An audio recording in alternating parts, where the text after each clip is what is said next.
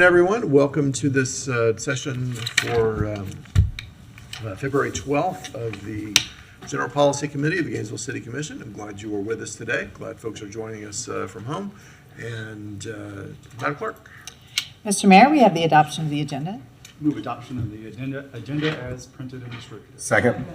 Oh, we have a motion and a second. See no, one light. Good. Mr. Manager, is that you? Yeah. Oh, that's sorry. That's the power strips. Gotcha. On the Okay. right. All right, all in favor, please say aye. Aye. Any opposed? All right, that passes unanimously. Madam Clerk. Mr. Mayor, we have the approval of the minutes. The General Policy Committee approved the minutes from the January 22nd, 2026 meeting with the recommendation that the General Policy Committee approve the minutes from the January 22nd, 2026 meeting. I move approval of the minutes from the January 22nd, 2026 GPC meeting. Second. We have a motion and a second. See no further lights. All in favor, please say aye. Aye. Any opposed? All right, that passes unanimously with Commissioners Chestnut and Engel absent. Madam Clerk. Mr. Mayor, we have our discussion item for today, 2026-60, City of Gainesville and Alachua County Community Gun Violence Prevention Alliance 5-year strategic plan, 2026 to 2031 discussion. With the recommendation, the General Policy Committee hear a presentation from staff on the City of Gainesville and Alachua County Community Gun Violence Prevention Alliance 5-year strategic plan, review and discuss this strategic plan, authorize staff to continue planning and collaborative efforts toward implementation of the strategies outlined in the plan, and recommend that the strategic plan be discussed at the March 9th Joint City and County Commission meeting to approve its implementation. Very good, thank you. Mr. Manager, you can lead us off on this. Thank you. I'm pleased to be able to introduce this item. This has been a significant amount of work in a relatively short amount of time for both the city and our partners, Alachua County, Santa Fe, that make up members of the Gun Violence Prevention Alliance. This is a 5-year strategic plan which both lays out the overall goals and shared values and strategic objectives, but also hopefully sets a roadmap for a coordinated and shared implementation. Importantly, the implementation component and the individual projects or ideas, that's going to be fleshed out as we move forward, both as an alliance as well as a larger community effort. But today we wanted to provide you all an opportunity ahead of the joint meeting to have some discussion, ask some questions of staff, and be able to make sure that you all are prepared to have this meeting and discuss with our county commission in March. And with that, I will turn it over to Brandy Stone. Very good. Welcome, Director Stone. Hello, good afternoon, Mayor and Commissioners. Brandy Stone, Director of Community Health Initiatives with Gainesville Fire Rescue. As Mr. Manager noted, this is a huge milestone in our gun violence prevention efforts, so we're very excited to be able to share this with you all today. You'll note that our presentation does note not our names, and that is because this is the presentation that was provided to us by our consultants that facilitated the strategic planning process. So we'll be providing some context about the process and how we got here and then moving into the plan itself. We are excited to share this with you all, and as the agenda item and Mr. Manager noted, hope that this is a wonderful discussion at the joint city-county meeting where hopefully this will be fully adopted and provide an opportunity for the Alliance and our stakeholders to move forward with that implementation. We have representatives here from Alachua County and from Santa Fe College as well, so thank you to our partners for being here. Mr. Smart has shared with us that the county will be seeing this presentation on the 24th, but prior to the March meeting, in preparation for that March 9th discussion together. So for some context as to how we got here, because it has been a couple of years as we've moved through this process at the direction of the Commission, the City of Gainesville, Alachua County, and Santa Fe College formed the Alliance in May of 2024. In August of 2024, we were grateful that the Children's Trust of Alachua County approached the Alliance with an opportunity for funding. We used our alliance meetings that had been going on regularly to engage our stakeholders, to engage community members, and what that funding proposal would look like to the Children's Trust. And from that came efforts that both the City of Gainesville and Alachua County would put forward. From the city's perspective, this is including our violence interruption, our additional facilitator for the Youth Steering Committee, technology hubs, and of course the strategic plan. For Alachua County, that includes a grant program and starting 2 youth steering committees that will be located within Alachua County. The proposals to the Children's Trust were reviewed and approved in November of 2024, and the Children's Trust of Alachua County and the city officially executed our contract in February of 2025. Following that process, we followed the city's request for proposals process, the formal process, and that was launched in April. And from that, we had multiple alliance partners that served on the selection committee that would identify our strategic planning consultant. Proposals were reviewed, and DPI LLC was the consultant that was selected, and they were selected in June, and we went under contract in July of 2025 to start the strategic planning process. So these are the wonderful staff from DPI that were a part of this process. They are very connected to Alachua County. Both Renee and Rosalind, as you can see, they are twins, are connected to Alachua County. They maintain land here. They also are fellow Gators, so they went to the University of Florida, and have a personal connection to the issue of gun violence prevention as well. I wanted to say a huge thank you to Renee, Rosalind, and Merva for the work that they put into this project and for the intentionality with which they brought this to our community. So in September and October of 2025, DPI met with city staff, county staff, leadership, community members, and partners, and hosted 4 town halls with nearly 150 participants. During that time, they also did a deep dive into previously collected data throughout, city records, which includes the District 1 Town Hall that was hosted by Commissioner Duncan Walker in 2023. It also includes the Gun Violence Summit and the related findings, data from One Nation, One Project, and the lessons learned, as well as the Youth Steering Committee's recommendations and solutions on gun violence. It also included diving into past commission meetings, our conversations with our Impact GNV updates as well. We recognize that a lot of work has happened in the community and at the city prior to this process. I wanted to make sure that those voices, thousands of which were included in that data, was also incorporated into the strategic plan. So while you'll see about 150 to 200 community members captured in the engagement strategy, there were thousands of voices captured through data that had existed at the city in years prior.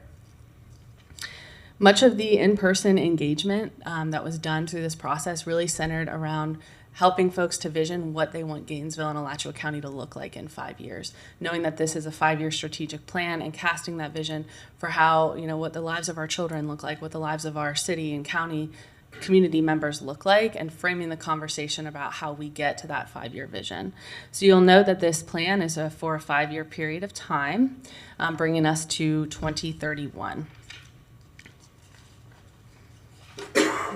From that process, DPI LLC developed the strategic plan that you all have. It is a 64-page document with a 5-year plan, and then we will be providing the highlights of that plan today.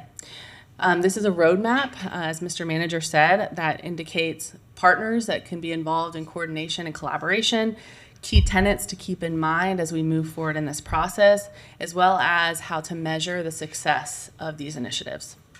The outline of the plan includes an executive summary, a background and history of the development of the alliance, summary of engagement, the situational analysis, the overall framework, expectations, high-level strategies, drivers of success, and next steps. You will notice from the content that the work spans multiple city departments and, of course, also spans beyond the city into county departments, our local nonprofits, our community members, and other institutions that exist within Gainesville and Alachua County.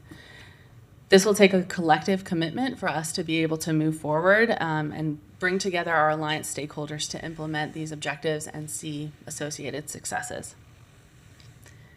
And with that, I will turn it to Ms. Coleman to share the success measures. Welcome, Ms. Coleman. Good afternoon. Thank you, Mr. Mayor, Commissioners. Brittany Coleman, Gun Violence Intervention Program Manager under GFR. Today I'm going to walk us through our measures of success, the SWOT analysis done by our consultants, and then I'm going to spend some time outlining the 10 strategic objectives that they recommend our community adapt and adopt through this plan. One of the really thoughtful questions that our consultants asked us and you and members of the community as we were putting this 5-year plan together is to think about who we will be in the year 2031. How old will you be in the year 2031? How old will your children be? What are some of the goals that you wish to accomplish within the next 5 years as an individual? And as you think about those goals, what do you need from your city, from your county, from your local government to be able to actualize those goals into reality? And so as we're thinking about gun violence prevention, these are the 8 measures of success that continue to rise up in many of the conversations, themes, if you will, that continue to rise up. So as we think about the strategic plan, it's kind of enveloped in these 8 different themes or ideas, if you will. So the first one, of course, is to start early with our kids. Community members, stakeholders identified this as a priority. And some thought, of course, early childhood education, but some even went further to think about how we look at maternal health care and how we support families who are bringing in children to our community and what wraparound services we have for those families and individuals. Help young men build strong futures. I do want to point out that it does say young men because as we look at the data, we know that young men between 16 and 24 tend to be the largest subset of folks who are most vulnerable, right, to either victimization or being involved in gun violence. And so that's why this is very specific to helping support these young people who fit that category. But by no means is it exclusive. We understand that we want to support all people. Our young women, our families are included in this. Education and literacy as prevention came up time and time again in our conversations. We know that the Children's Trust, our commissions, other entities, the school board, are putting a lot of investments into literacy, and this is something that has been identified by our community and by our stakeholders as a priority.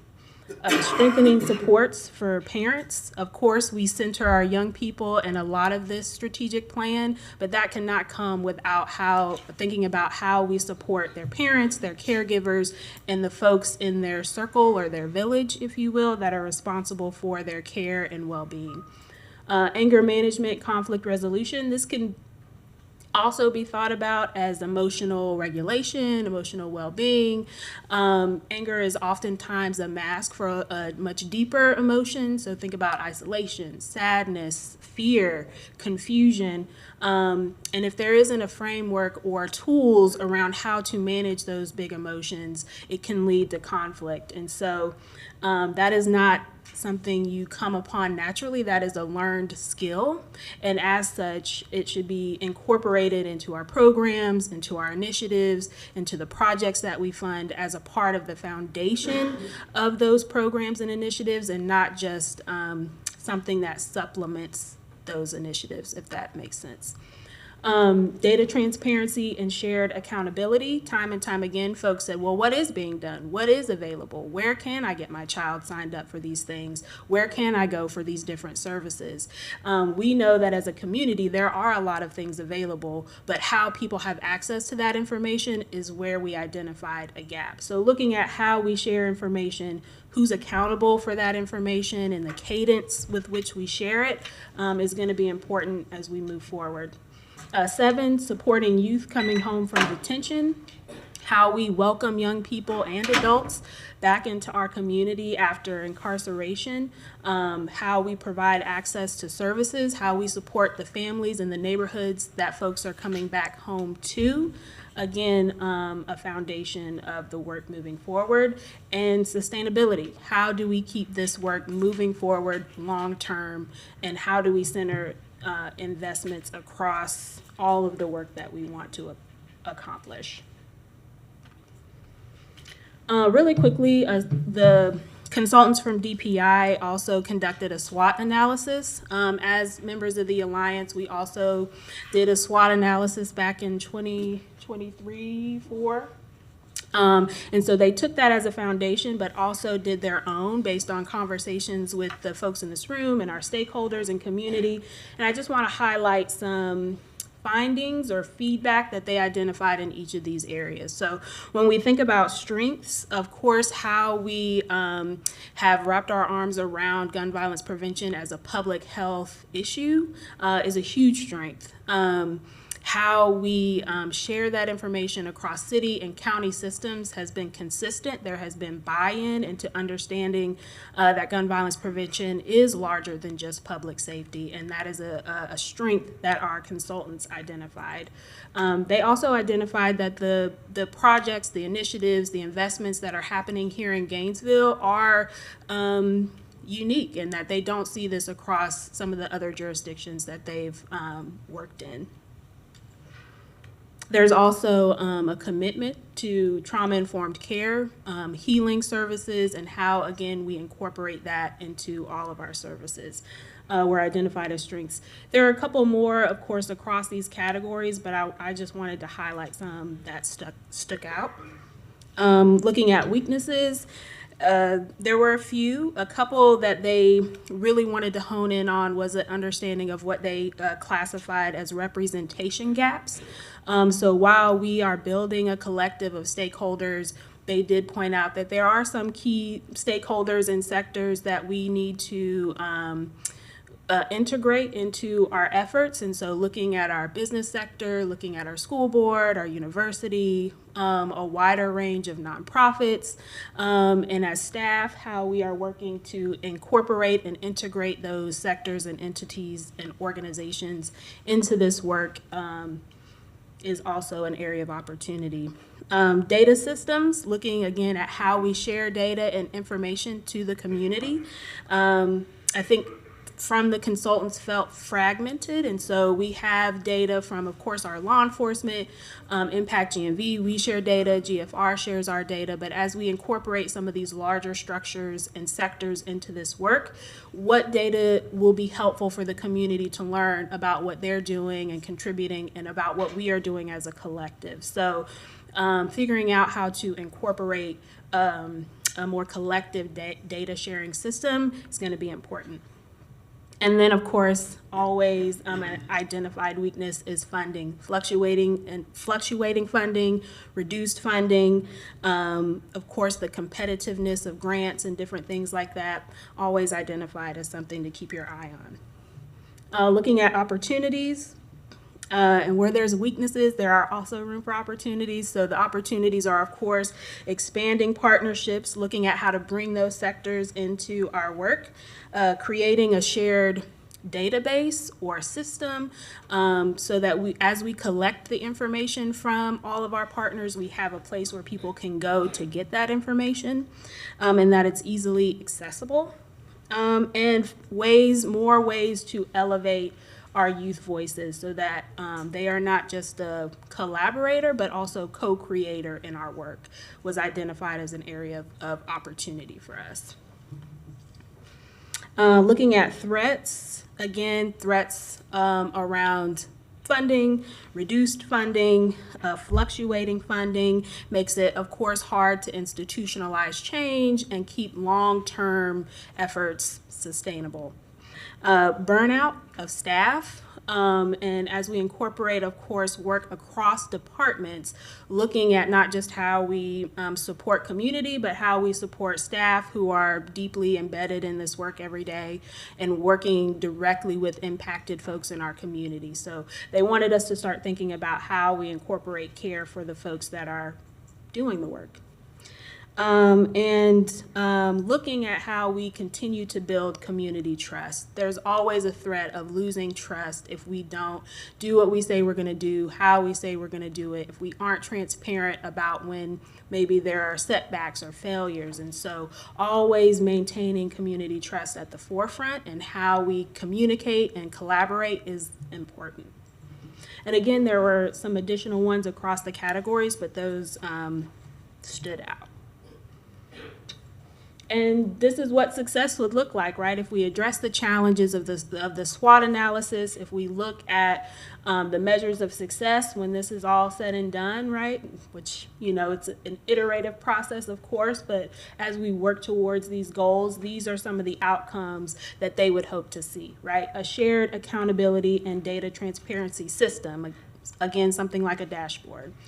System-wide integration and institutional commitment, early prevention and continuous care for youth and families, community leadership, healing, and economic supports, and sustainable investments and collaborative capacity, which you will see all of these highlighted throughout the 10 objectives. Any questions before I move on to the individual objectives?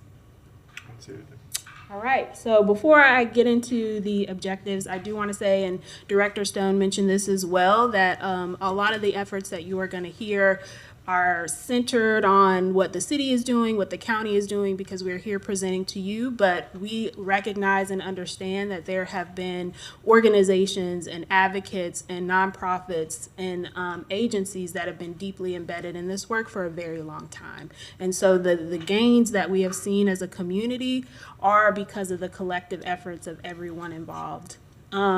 And also in the strategic plan, we know that we incorporated a lot of voices, but some voices are missing. And so we want this to be a living, breathing document that we know will ebb and flow over time as we get more voices to the table.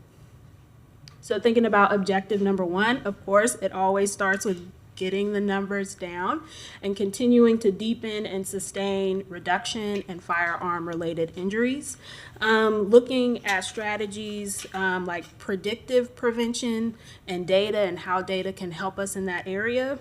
Looking at law enforcement and non-law enforcement interventions and prevention efforts. Objective 2, institutionalize gun violence prevention across city and county systems. And I do also want to say that there have been efforts in many of these objectives you might recognize and know, but these were some of the goals that they felt were important to name. So institutionalizing gun violence prevention, looking at how we embed this in our policies as a city, our procedures, our budgets, making sure that it's not just a fire department thing, but as we look at the budgets across our departments, how can we utilize some of that funding to help support our efforts? And you can see this through, for example, our community first efforts that brings in multiple departments and workers throughout the city, our work with Parks and Rec and how we are helping each other with the Youth Steering Committee and as they are informing our work. So looking at how we continue to embed this in our systems is important. Objective 3, establish a coordinated system of care for youth-aged youth K through 12.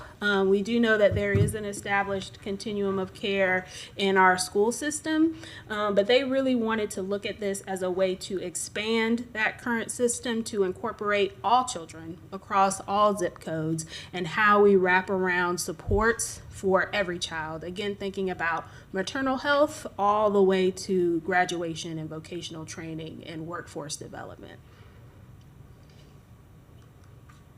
Objective 4, advance healing-centered systems and communities. And this is about normalizing restorative systems as cornerstones of community safety. How do we cultivate environments where harm is addressed through repair and not just law enforcement efforts, but how we coordinate this in a more collective way. And making sure that families are supported, right, all the way through recovery toward resilience and increased trust with city systems. Objective 5, increasing youth voice and leadership, of course, is always a theme that we want to work towards. Of course, we see this with our Parks and Rec Department and our Youth Steering Committee. They are continuing to do youth community events where they are creating themselves as a steering committee these programs that enable them to go into multiple neighborhoods throughout our city and talk to their peers about gun violence prevention, and bringing those back to us to implement. And I was able to see an updated presentation that they've done working with GHA and some of their properties, and I'm looking forward to how we can continue to incorporate those into our efforts. Objective 6, expand reentry pathways and access to employment opportunities. Again, how we welcome community members back to our community is important. How do we expand and support workforce development, education opportunities, community support systems, and mental health? Thinking about our BOLD program, our violence interrupters, partnerships we have with local reentry programs such as released reentry and others, and how to deepen those types of partnerships.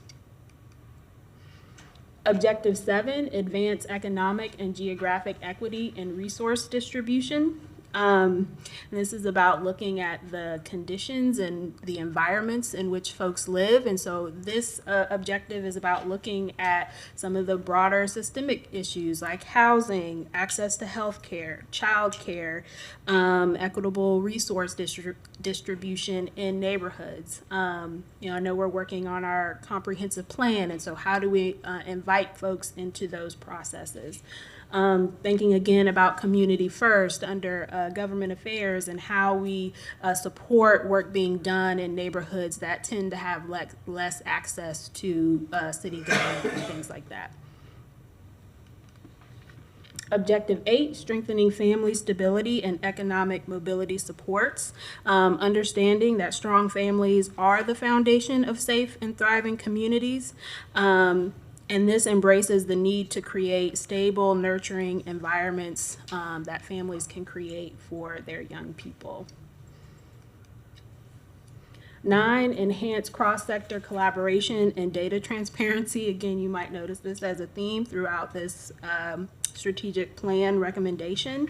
And this is again about getting data out of silos and figuring out how to build a unified framework or a dashboard that brings data sharing, process management, and collective learning into a singular space. And making sure that folks know how to access that as well. And finally, objective 10, increase community capacity and long-term multi-sector investments. And this one focuses on how we strengthen our grassroots nonprofit organizations, how we help build capacity in their processes, in their procedures, in their initiatives. And this can be seen in some of our investments in our technology pilot project that has then grown into our technology hub program. And it's not just about giving laptops, but it's also about looking at how they collect information and how they support their young people and, the infrastructure of their programs and what they need and helping them to build upon what they're already doing. And so increasing who is doing the work, not just city and county, is important. And with that, I'll turn it back over to Director Stone to close us out. Thank you. Welcome back. So as you can see from the objectives, of course, there are things that will kind of work in the background to drive us towards success with this. I believe that we are well on our way to executing these key drivers of success, working together across all systems, using data to learn and improve, having reliable funding and strong community partners, community engagement and keeping everyone informed, staying on track through regular check-ins.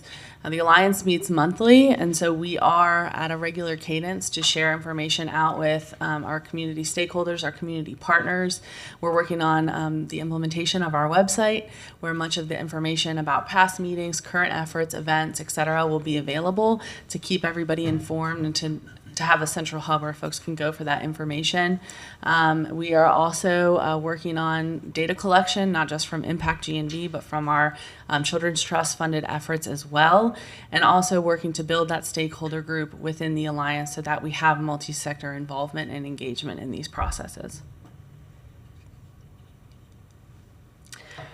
So looking at where we go from here and how we implement this, our next step is to confirm and prioritize the strategic objectives. We did a quick poll at the January Alliance meeting just to get a feel for where folks who attend our meetings and are on our listserv feel about the priorities, and I'll share those results here with you all now. We did not have anything that was ranked low priority, so we have high priority and medium priority. But those high priority objectives were institutionalizing gun violence prevention across city and county systems, advancing healing-centered systems in communities, expanding reentry pathways and access to employment opportunities, advancing economic and geographic equity and resource distribution, strengthening family stability and economic mobility, and enhancing cross-sector collaboration and data transparency. That leaves the medium priority objectives, which are deepen and sustain gun violence reduction and firearm-related injuries, establish a coordinated system of care for school-aged youth, increase youth voice and leadership, and increase community capacity and long-term multi-sector investments. So we'll be working after the full adoption of the plan to really categorize, prioritize these objectives. And our goal is actually to create work groups where different sectors and members of our community can kind of lead the efforts in these various objectives. Of course, as we go through this process, we'll refine these initiatives, we'll narrow them down, we'll focus them, and adapt and adopt them as we need to, and then have a shared implementation roadmap across these objectives, across our partners, and across Alliance stakeholders for shared implementation on these objectives. On the back end of that, we will, of course, collect the data as recommended in this and continue to share that out on the website and through channels such as commission meetings and, of course, the county commission as well. As we close, I'd like to just do a couple more thank yous. I know the Children's Trust is here represented as well, so I wanted to thank them for their funding that allowed us to facilitate this process. I wanted to thank Interim Manager Persons for the support, for your all support, as well as previous City Manager Cynthia Curry's support in our implementation of this. Very good. And that concludes our Thank you. presentation. So I don't see any lights just yet. So let me ask, is there any public comment? And we we have- will have lights for questions, don't get me wrong. Yes, Mr. Mayor, we have Khalid Blount. Welcome, Mr. Blount.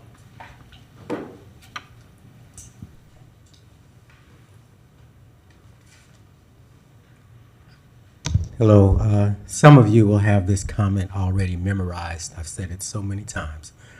But I'm concerned with making sure we have a solution that is far-reaching and complete, particularly in regards to young black males, or young black youth generally, males and females.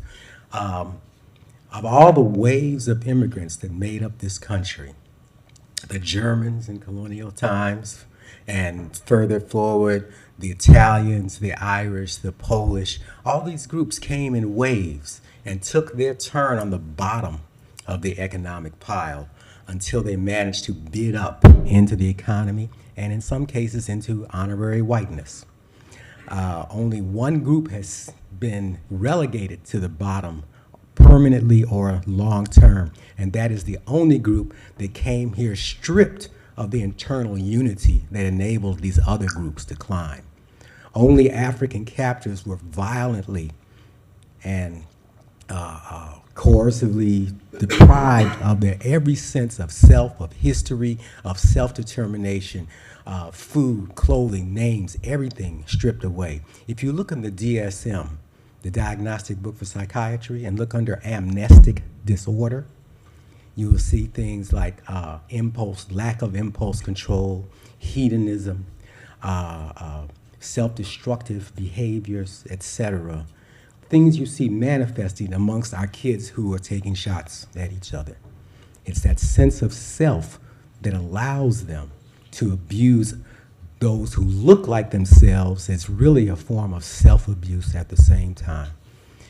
To cure this artificial case of mob amnesia that still affects the descendants of African captives, the epigenetic effects, and just the long-term behavioral effects of that experience has left that our one community relegated to the bottom economically because of lack of internal unity and self-definition.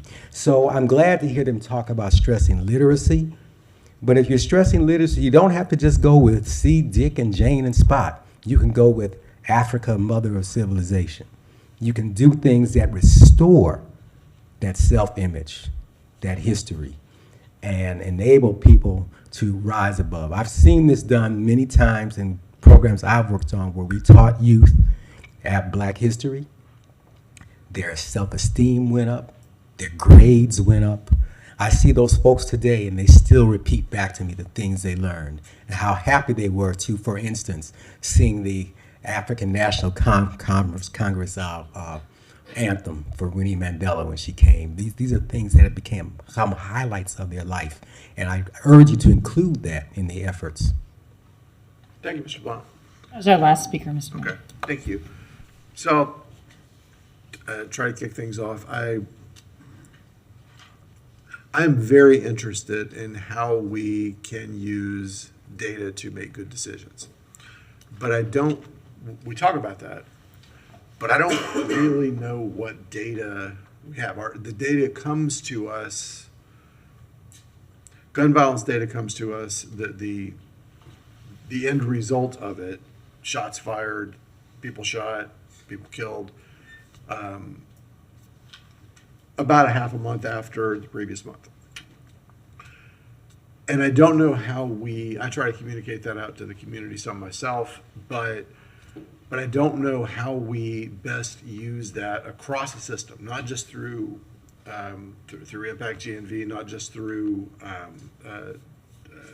Gainesville Police Department, but across the system that we're trying to create here, and share it out into the community, and what data is relevant and what data is useful.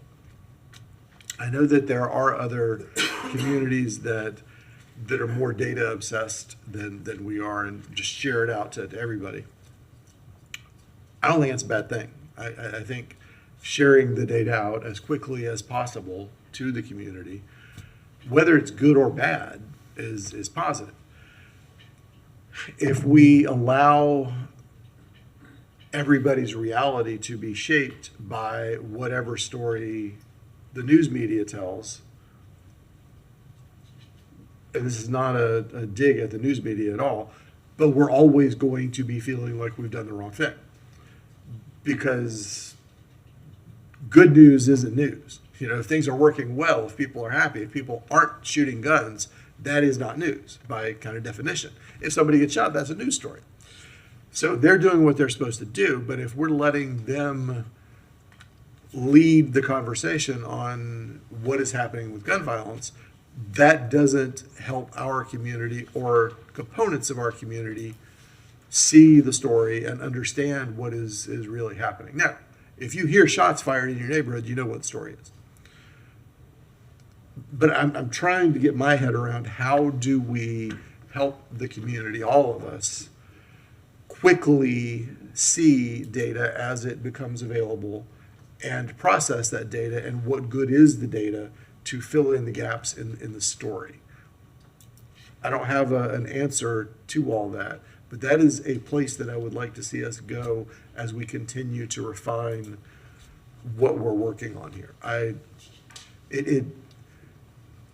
Data is only useful if it's good living and breathing data that points us in a direction that helps us make good decisions, and is not just a spreadsheet that we can refer back to and read.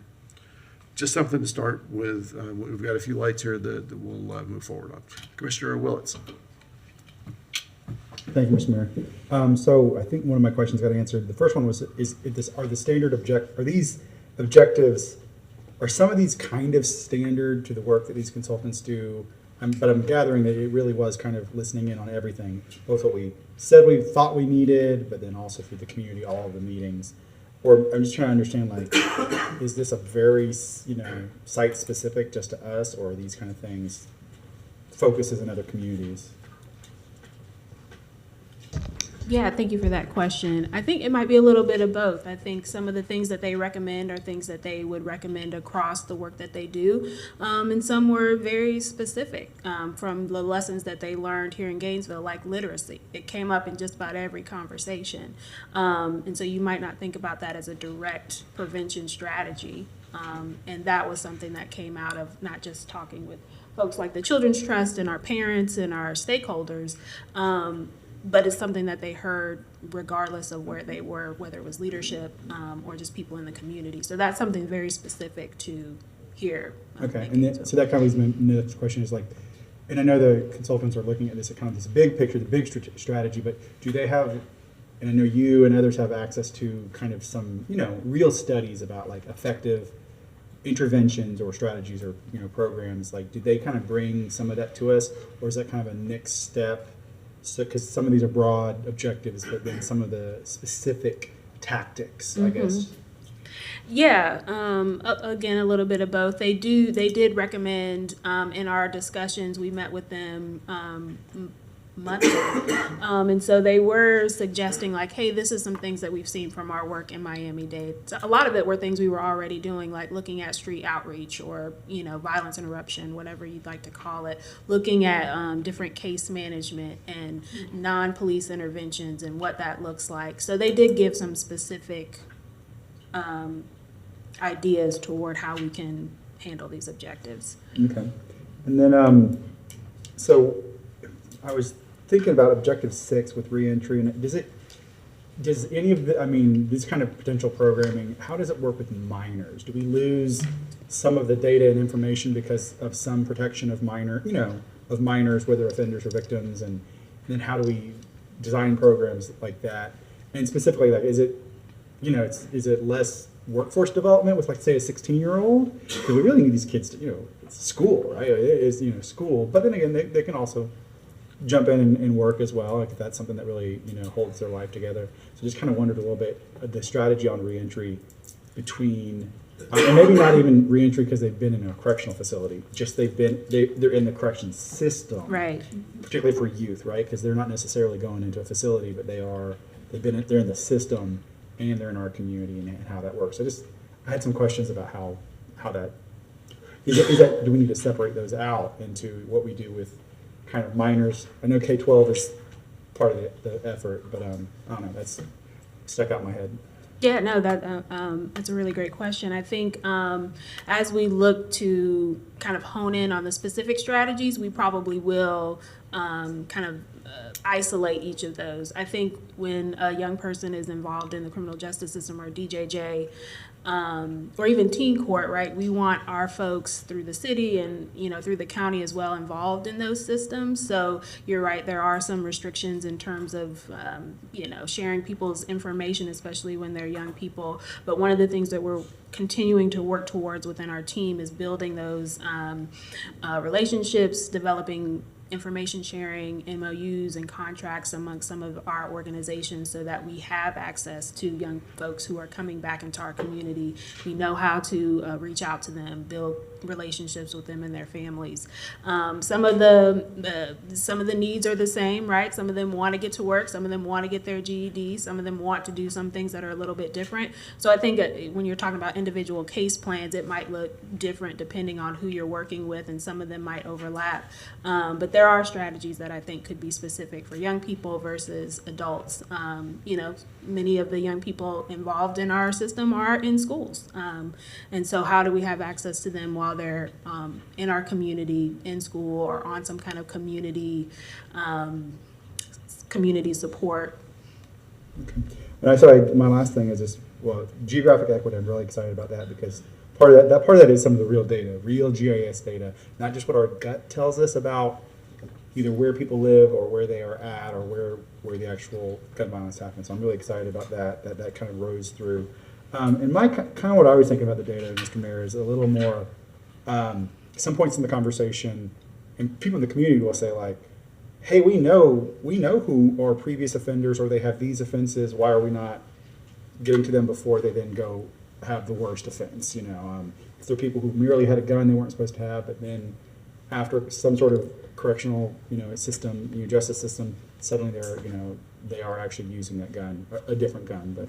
And so I think for me, that's where the data comes into me about this isn't like, I don't know, it's Skynet. We're not omniscient. We can't peg and predict people down, but we know all these predictive factors, and so it can be a little that kind of data to know if our community, if it's specific people who, is it people who've been here their whole lives? It's people who don't have community connections. Is it the literacy, or is it just general not doing well in school that leads us? So some of those data to kind of get us a little closer, so we know where to target, and we do that with violence interrupters and whatnot. But some of that is very on the ground knowledge for them. They're trying their best with what they see and what they feel, but not necessarily the data underneath it to help send them on, to help send them in target. So that's kind of where I understood part of the data. Yeah, sorry.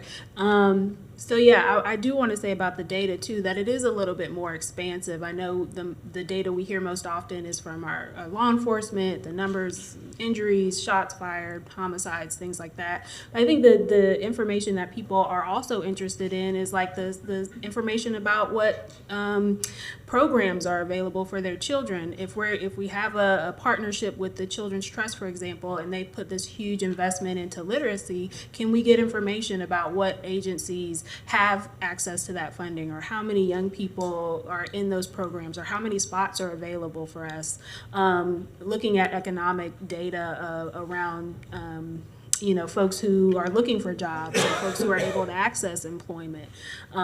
If we can get our, more of our universities and colleges to the table thinking about enrollment, and what does it look like to work with a counselor on how to get into, college or university. So the data that folks were interested in was expansive. It wasn't just about gun violence specifically, but about the supports and the resources that are available, and how do they have access to that. And it's also helpful for us to see where potential investment could happen, or where more, more work needs to be put in, things like that. But it was very expansive. It wasn't just about gun violence specifically. Right, and I'm thinking about data that, like, when we have gun violence in school, we rush resources because all the students are that we know these are the people who are exposed to it. So if it's the data about other trauma that victims experience that aren't necessarily gun violence, but we know that there's a tie, right? Sexual violence, all kinds of, parental abuse, and then kind of use that data to know where to target. I worry that some of that gets lost because we don't, at a school, when we see something, we can all rush in. Sometimes at churches, when there has been, sexual violence, resources are rushed in, and we know, and that's where we can target. But I worry about sometimes that the stuff that's a little more diffuse, whether the justice system may very clearly know, but all of the healing and restoration and all the other services may not have that information. And I know a lot of these situations are very private. So how do we handle that where it's not like we know better than what a family might, but we probably have more resources than an individual family? And so I've always wondered how even the violence interrupters, how they, in the BOLD program, how they manage that, because they're kind of interjecting probably in a family unit and saying, listen, we're here if you think that you don't have all the resources you need. So I don't know. That's more of just a thought, not a question. But thank you so much for all your work, Ms. Coleman. Thank you, Commissioner Willits. Commissioner Eastman. Thank you, Mr. Mayor. And thank you to all the staff that worked and our consultants who worked so hard on this. I love having a more holistic, more concrete series of broad goals that we're going for. To me it all comes down to the implementation of these broad goals. I mean, a lot of these are things that we have talked about. Some of these help to focus us in that direction. You guys had the implementation and next steps slide here, but could you talk a little bit about what refine and adopt initiatives, develop a shared implementation roadmap? I know we're still at an early stage and we have to talk with the county, but how do you guys foresee that going forward? So yes, the next steps, hearing what you all say as a commission, what the county commission has to say. Director Stone mentioned this, but looking at how our community has ranked the priorities of the plan, how we put those together. We've talked a lot as an alliance with the stakeholders about who is going to, or who wants to, who's interested in being a part of these different objectives. So a part of the next steps would be looking at who wants to take the lead in objective 3 or whatever the case might be. How do we put a work group together or a subcommittee together around that so that these folks know that this is a part of what they're responsible for? And as we report back to, let's say, the monthly alliance meetings, people can start to hear about the work that is happening in these different areas so that it doesn't feel siloed, that it all kind of comes together in a collective way. So that's a part of the next steps as well. And then, of course, we'll hear, recommendations from you all, from the county, on things that you'd like us to focus on, but really looking at, one, how we prioritize these objectives, which ones we maybe start working on first, and then how we put a team together around those objectives to funnel up into the larger work that's being done. Perfect. All right. Perfect. Thank you. Thank you, Mr. Mayor. Great. Thank you, Commissioner Eastman. Commissioner Duncan Walker. Thank you, Mr. Mayor. Thank you to the individuals who pulled the plan together. Thank you to staff.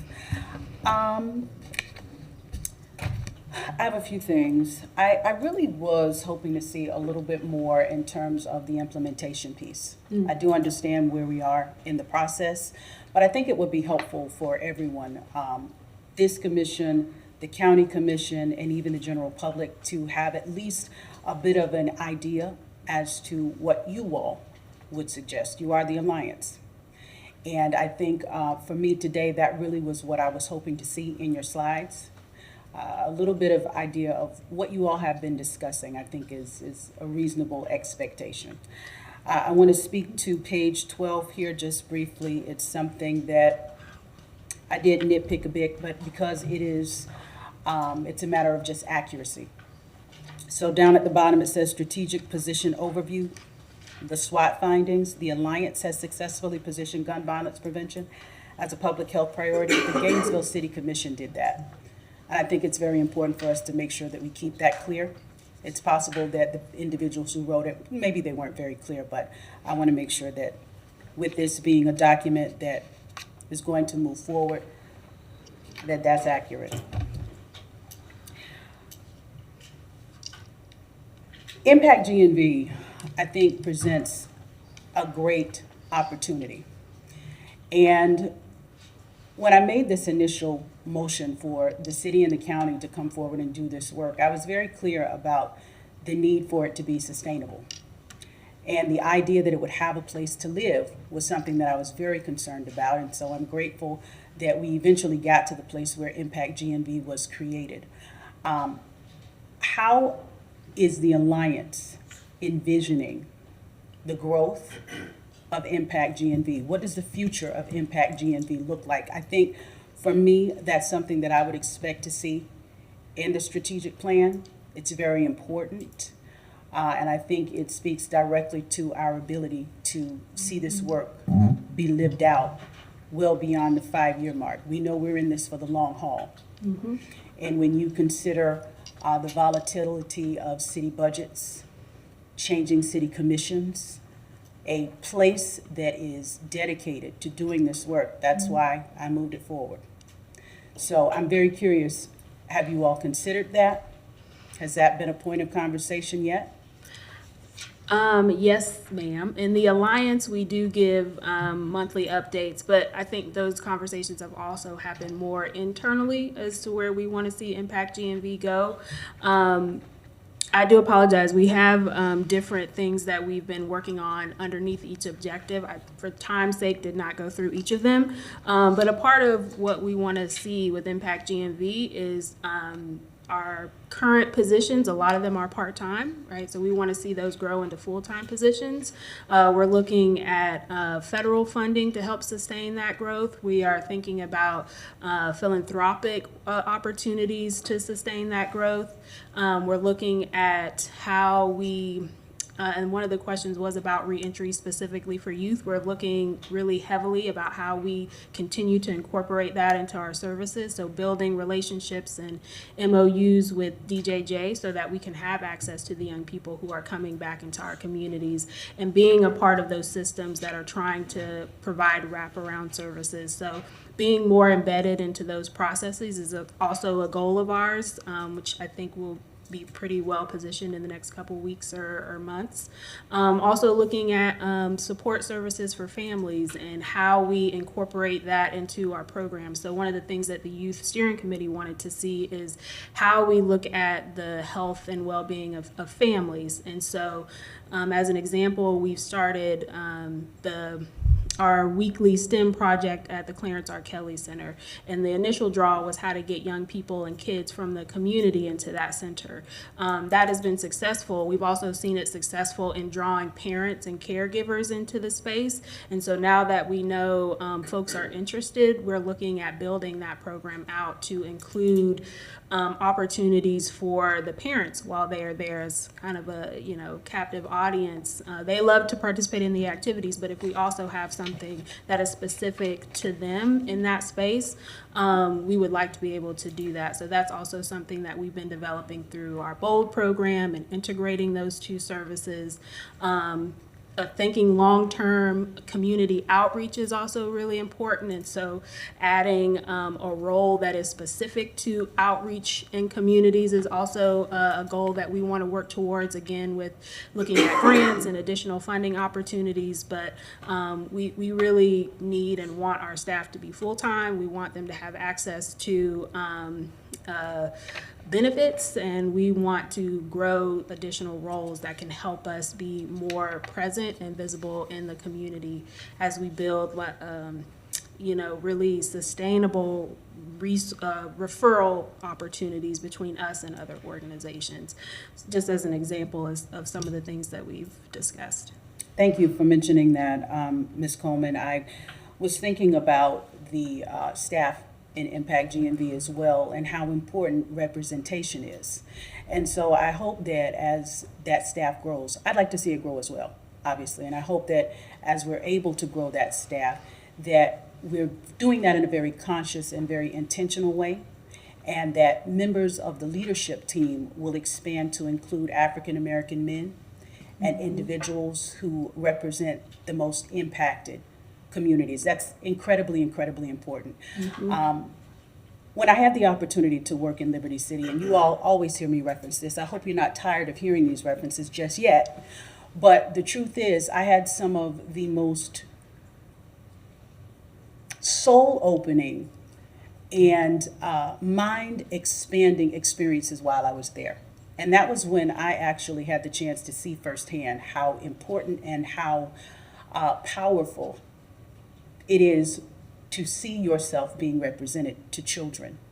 So I hope that as we move that forward, that is something that we are very intentional about doing in leadership positions, moving this project and moving the office itself forward.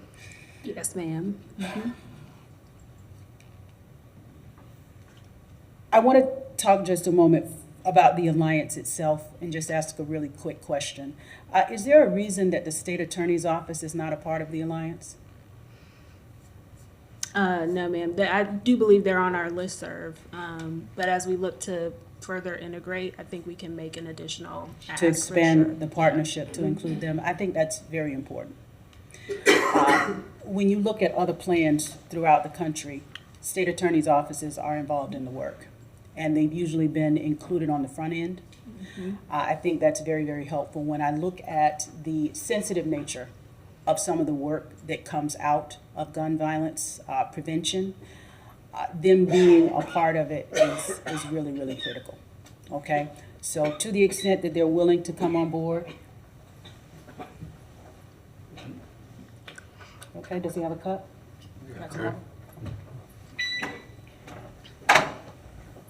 To the extent that they're willing to come on board, I'd like to see us extend that invitation. I think there is a lot of room for healthy collaboration, them having a very clear understanding of the work that we do, its sensitive nature. I think will help us to prevent misunderstandings moving forward.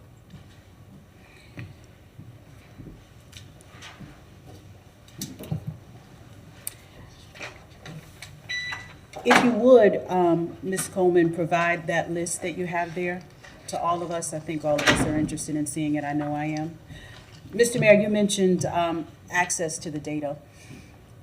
One of the reasons that I actually asked for a website at the very beginning, and I knew that, websites can be a little costly, and that I was just glad to be able to move this forward. But I was also very appreciative of the city manager including the tab on our website. So to the extent that we're able, and I check it from time to time, I'd like to see us use our website, where we do have a gun violence prevention and public safety tab, used in a more robust way. Yes. So when we're talking about being able to present data, when we're talking about being able to share events that are coming up, to be able to drive the community to that spot, at least for now, I think would be helpful. But ultimately, a dashboard or whatever else you all come up with, I could see us moving to. But for now, to the extent that we're able, let's utilize the tab in a much more robust way, our own website. Yes, ma'am. And one of the things that I would like to mention too is that with some of the shared funding between the city and the county, that original allocation, some of that was put aside specifically for website development. So I do believe we are just about ready to finalize the design of an Alliance website that will be a home for a lot of the information that we've been discussing today. But yes, in addition to that tab that you're referring to, I think we can build that out a little bit more as well. Thank you very much. My final request for this portion of my comments is, when we meet with the county to have the joint conversation about this, I'd like for the Interrupters and the Bold program to be present as well. Thank you. Thank you, Commissioner Duncan Walker. Commissioner Book. Yeah, thank you. Thank you, Director Stone and Program Manager Coleman. And I know we have a few partners. I see the Public Defender's Office, the county, the Black on Black Crime Task Force, Santa Fe College. I think behind you is the Children's Trust. So that's just a few of the Alliance partners. So appreciate them representing, and I do appreciate the work. I was pleased to be able to give some feedback and attended most of the meetings of the Alliance over the last couple of years. So I really have mostly comments and virtually no questions. So I'll just try and make them brief on the success measures.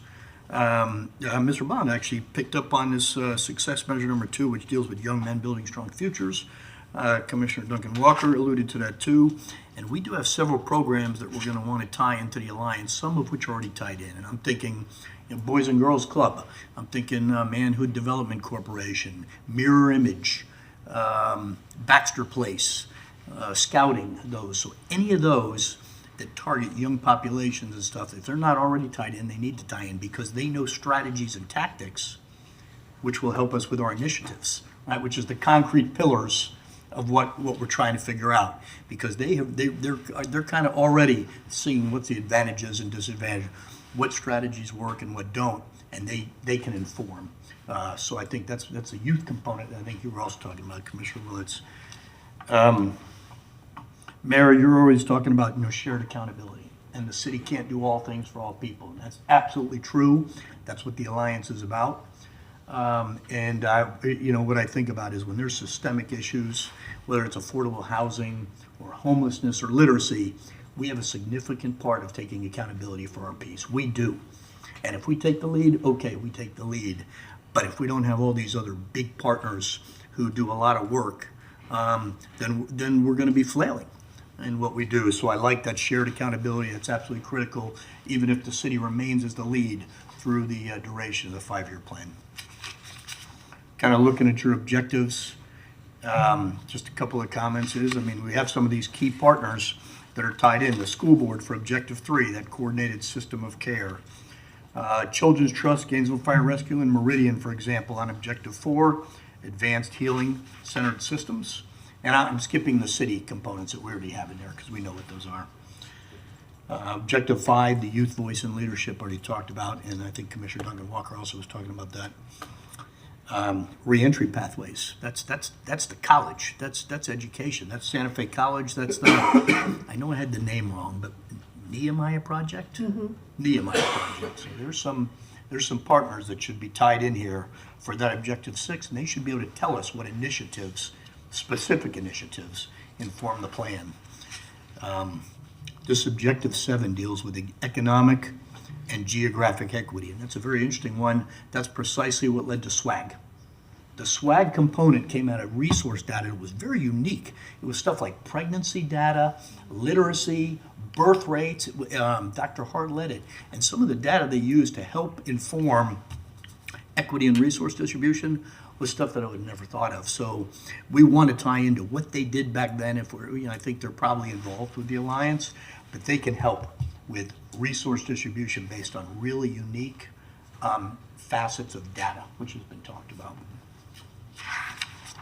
Children's Trust really crosses many of these particular objectives. And then the last one, the Objective 10, which is long-term multi-sector investment, that's putting a list together, since we have 20, 30 partners on a list, and when there's grant opportunities, you put those 20 or 30 on there, and we've just leveraged the incredible capability for capacity, so that you're not talking general revenue from all these different partners. We're talking about all the partners coming together and making an incredibly strong grant application for something that fits into these objectives. Kind of my last thought on the initiative side, which, Commissioner, you were talking about specifics too. You want to say, what's next? What are we doing? I think you've mentioned one of them, which is the website is an initiative. That you got to have people be able to go to centralized locations for centralized information to help do all these other things on the pages. Another initiative I would think that the Alliance would come out is, how do we fund and staff this? That can't be a one-trick pony, right? For the Impact GNV, and I think that's an initiative. Tell us specifically, how can that be done? What's the staffing look like over the next 5 years? What's the funding look like? What do you do with the monies that come in? The last initiative I'd like the Alliance to consider would be a campaign. This is something that probably the Commission will want to weigh in on down the road if the Alliance supports it, which is reach out to our victims for a victimization campaign. We have lots of prevention and intervention components, but when you have somebody who's willing to come forward and say, this is how it impacted me, this is how it impacted my family, that has some real, I hope, deterrent effect on people who may make decisions in the heat of the moment where they see that. And we've done that periodically over my time in Gainesville. It has to be done with, it has to be very nuanced, and it has to be really compassionate to the victims, but there are victims that can help us in that component to do that, and then other people in the community go, I should have considered the consequences of my actions. So I'd like the Alliance to consider an initiative related to working with our victims who have been impacted, their families, and the ways that they can leverage telling people, knock it off, don't hurt others. My last thing is just a question. The consultants, I can't remember, they identified some entities or gaps of people that were not at the table. Mm-hmm. All right. Is that something you want to share or not share in this forum? Yeah, and I will say, when we give you this document, I'm absolutely happy to include a list of some of the current partners that we're working with. Many of them you named, and just so that we all are working on the same information, I'm happy to share that. Some of the main partners that they identified was the business sector, looking at our chamber and extending the continued invitation. Our university was missing from a lot of their conversations. They identified them as a partner as well. And the school board was also another partner that was identified as needing to be integrated into our current efforts. I know sometimes strategic plans seems like such a kind of a nebulous, concept at the 30,000 foot level, but does inform kind of policy and procedure and tactics and goals. So I'm with my colleagues here. Is now it's keep them moving, and now what are the specific planks that help keep everything on the decline as it relates to crime and victimization and a safer community and keeping guns out of the hands of people that shouldn't have them. So thank you for the work. Thank you, Mr. Mayor. Thank you, Commissioner Book. Mr. Manager, did you want to weigh in on something there?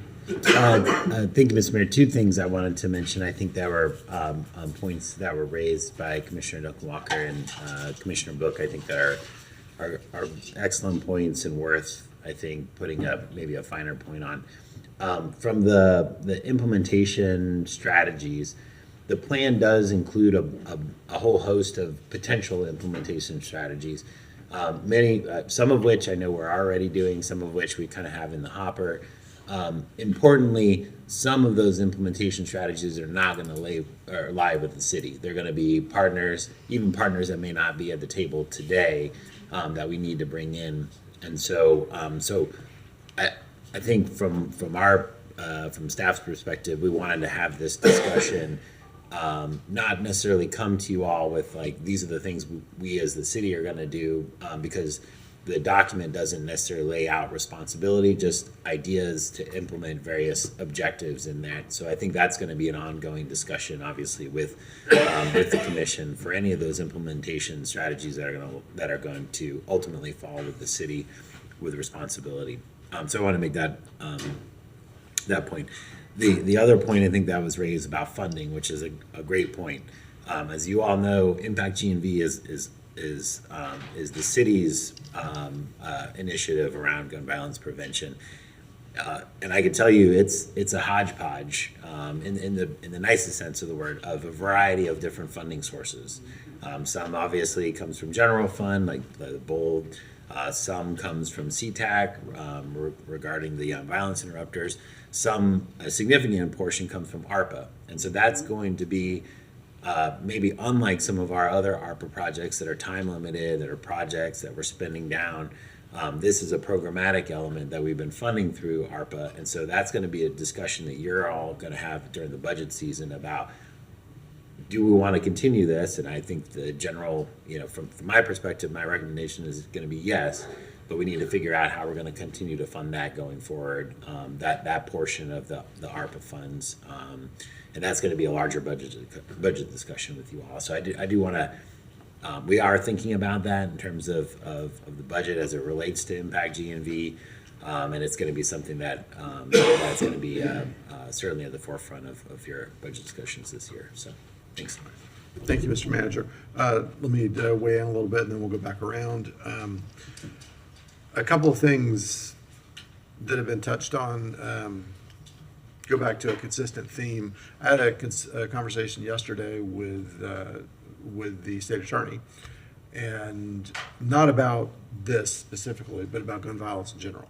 And I started with some success stories, and the rest of the conversation was about all the other places in his circuit, the judicial circuit, where there is not success, where his mind is, frankly. And Bradford County, Union County, really horrific things that have recently happened in those counties.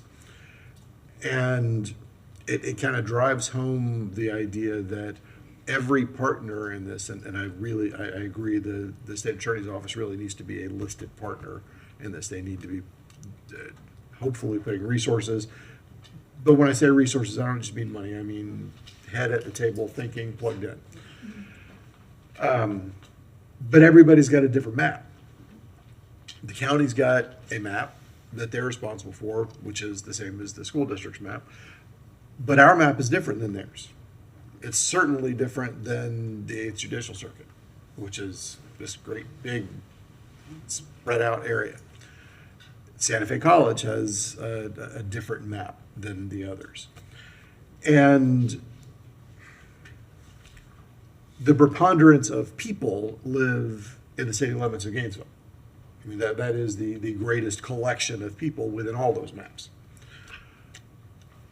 So it all has to flow through here. It all has to be a part of what happens in the city of Gainesville. That's just the way it's going to be. But our city limits are not the end all and be all of what the other organizations have to serve. And that brings us to a place where it's important to remember that coordination and direction are not the same thing. We can coordinate with the county, and the county can coordinate with the sheriff's office, and we can coordinate with CTAC, and all of that coordination is good and incredibly important. But within the city of Gainesville, Impact GNV, and as a broader unit, Gainesville Fire Rescue, Gainesville Police Department, Parks, Recreation, and Cultural Affairs, which is a big piece of this, and Public Works even, they all report to the same management, the same direction, and ultimately to the same board. That is one of the reasons we see maybe a little more success within our city limits on this very specific goal of reducing gun violence than we do across a broader area, because coordination and direction are not the same thing. And I don't know how we can best work with that, because the urban area does not stop at the city limits, certainly. When we may have some good success inside the city limits, there's only so much of that resource that we can share then into the Swag neighborhood or Eastwood Meadows, or the neighborhoods that are adjacent to the city of Gainesville but are not the city of Gainesville. And I will refrain from a plug about annexation here, but it is a real challenge to be able to share our specific resources that the people of Gainesville pay for with neighborhoods that are part of the metro area that are paid for with different resources, different tax money. And I don't know how we bridge that, but that is a very important thing that we're going to have to solve.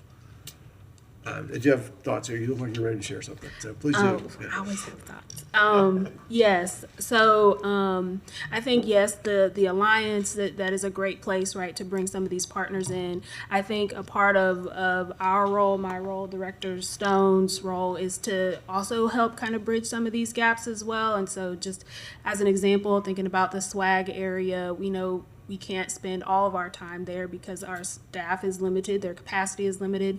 There was a grant that we did not qualify for because we are a government entity, but the Public Defender's Office was able to apply for it. So I worked very closely with them, some community partners to put this grant together that they were awarded specifically to work within the Swag area in partnership with us and some others. So I know Director Stone's also working on different initiatives that pull in different partners from different sectors. So a part of our role is figuring out how to bridge those gaps and make sure that efforts around the city, including the county, in partnership with county staff, is collaborative and all kind of moves in the same direction. So these are things that we're working towards.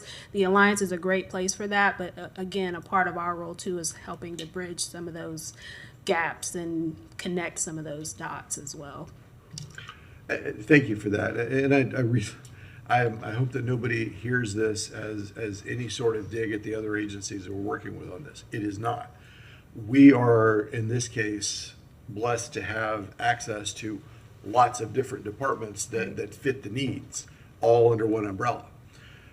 But that kind of comes apart as it gets outside the city limits. And the thing that we're trying to address, reducing gun violence specifically, doesn't respect the city limits or the county lines or anything like that. So I don't have a solution to offer you. I'm just saying that is something that I constantly think about when we work on this. Is success in the city of Gainesville may not always equate to success across the metro area, and until it does, until we find a way to spread that all the way across the metro area, we're not succeeding entirely. So just some thoughts. All right, Commissioner Duncan Walker. Thank you, Mr. Mayor. I'm coming back to page 18, and I can appreciate the, I guess you're calling them the strategic expectations. Here, the list of 5 different things. I believe that improved quality of life can be added here as a core value.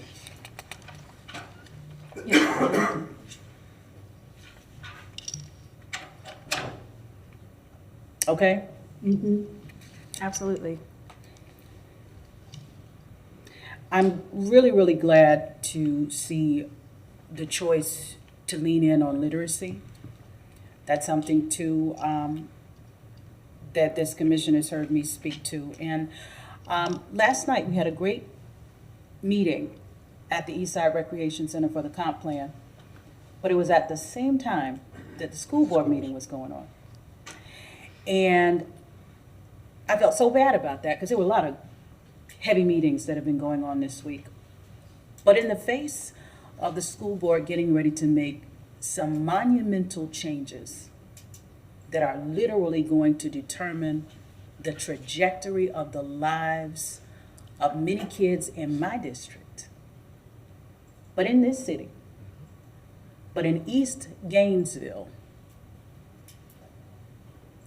the focus on literacy is more important now than it ever has been. And how we help the school board. I believe that literacy is not just a school board issue. It's much bigger than the school board. And it could very well, in my opinion, be taken on very similarly to the way that we've addressed gun violence. As a matter of public health, literacy, if you can't read, you can't do anything. And when we understand the statistics that young African American students are staring down the barrel at, because that's the equity issue.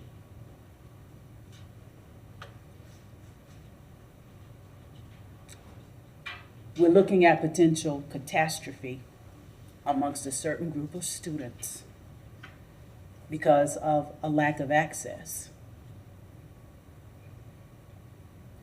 I am very excited and eager to hear what the Alliance will come up with in terms of a way or several ways to partner. I know that right now in Parks and Rec, homework happens, and that's great. But I wonder if there are already plans, because I don't want to make any assumptions, perhaps staff is already working on some things. I wonder if there's capacity, I wonder if there are plans to bring on some additional supports. There are literacy programs specifically looking for places to work. And if we don't have money, we do have places. Plenty of parks that could use additional help. And before playtime, you have to sit down and read. Before you pick up a ball, throw one into a hoop, you have to pick up a book and read. I'll step off of that soapbox, but only for a minute, because it's one that I don't want any of us to ignore. We can't talk about economic development in East Gainesville if the schools are failing. And that's why how the city of Gainesville engages with the school board or somehow makes ourselves a part of that conversation, I think is critical. I know I'll be at the next school board meeting. I had a great conversation, at least briefly, with Dr. McNeely at the library governing board meeting this morning. I believe that the county is going to make some suggestions as to how they may move forward on some things. But I'll simply say this: thank you for the inclusion of literacy. And I do want to say that literacy has been identified throughout the country as a root cause of gun violence. So it's not really unique to Gainesville, but we do have a major problem here with it. I don't want us to lose sight, and I want us to keep our hand. We got to put our feet on the gas and keep it there if we're truly concerned about outcomes. Because guess what? All this data collection, frankly, will be performative, and that's not what I want to be accused of. Collecting the data will be performative if we don't use it to improve the quality of life, the trajectory, and the outcomes for the people that we say we're working for right now. I'll stop with one last thing. I'd also like to see us expand to include some work with those who are formerly justice involved. There are different programs like the Credible Messengers that are very intentional about bringing individuals, and this is a great way to ingratiate those who are coming out of the justice system who need something positive to do with their time. And to be honest with you, it may sound a little unconventional, but some of them are great mentors. Because who better to tell young people what not to do than the people who've already been involved in the justice system? It's a tried and true methodology. The efficacy of that program has been proven. It'd be great if you all would take a look at it, but however you choose, I think this is also a group of individuals, those who've been justice involved. I'd love to see us include them because it's a part of the fighting recidivism and public safety and fighting crime strategy, I think. But it's also a wonderful way for us to show people that we are intentionally building community for you to come back to, and there are resources that we are intentionally providing so that you don't have to go back. I'm done. Thank you. Thank you, Commissioner Duncan Walker. I do want, after we get past this item into member comment, I would really like for us to have a conversation about schools. Absolutely. Mr. Manager, did you need to address something specific, or did? Thank you, Mr. Mayor. My comment was about the literacy piece that Commissioner Duncan Walker raised. I did want to highlight as your cheerleader in chief. If you look in yesterday's Inside GNV, we actually highlight a very exciting announcement. So I think, as you all know, PRCA, our Parks Department, has been working with the University of Florida Literacy Institute. We've I think to date, this started back in October of last year, and they essentially have several tutors that are working in our after-school programs. I think they've delivered about 160 hours. I'm sort of reading from our press release. So about 160 hours of literacy tutoring. The UFLI has recognized this as a best practice in their America Reads framework, and it's a really great partnership. It's been really spearheaded on our side by Cherie Kelly in the Parks Department. Wonderful, and it's really exciting. So there's a full kind of write up in it in your Inside GNV. We'll make sure we send it to you all so you have a chance. But it's very much at the forefront, and I think through these types of partnerships we can kind of. We're not going to be the school board at any point, but literacy, as you point out, is a collective responsibility, and so we're trying to do as much as we can with some of these more innovative partnerships. So, I appreciate that, Andrew. Thank you. Thank you, Mr. Manager. Thank you, Commissioner Duncan Walker. Commissioner Willits. Thank you, Mr. Mayor.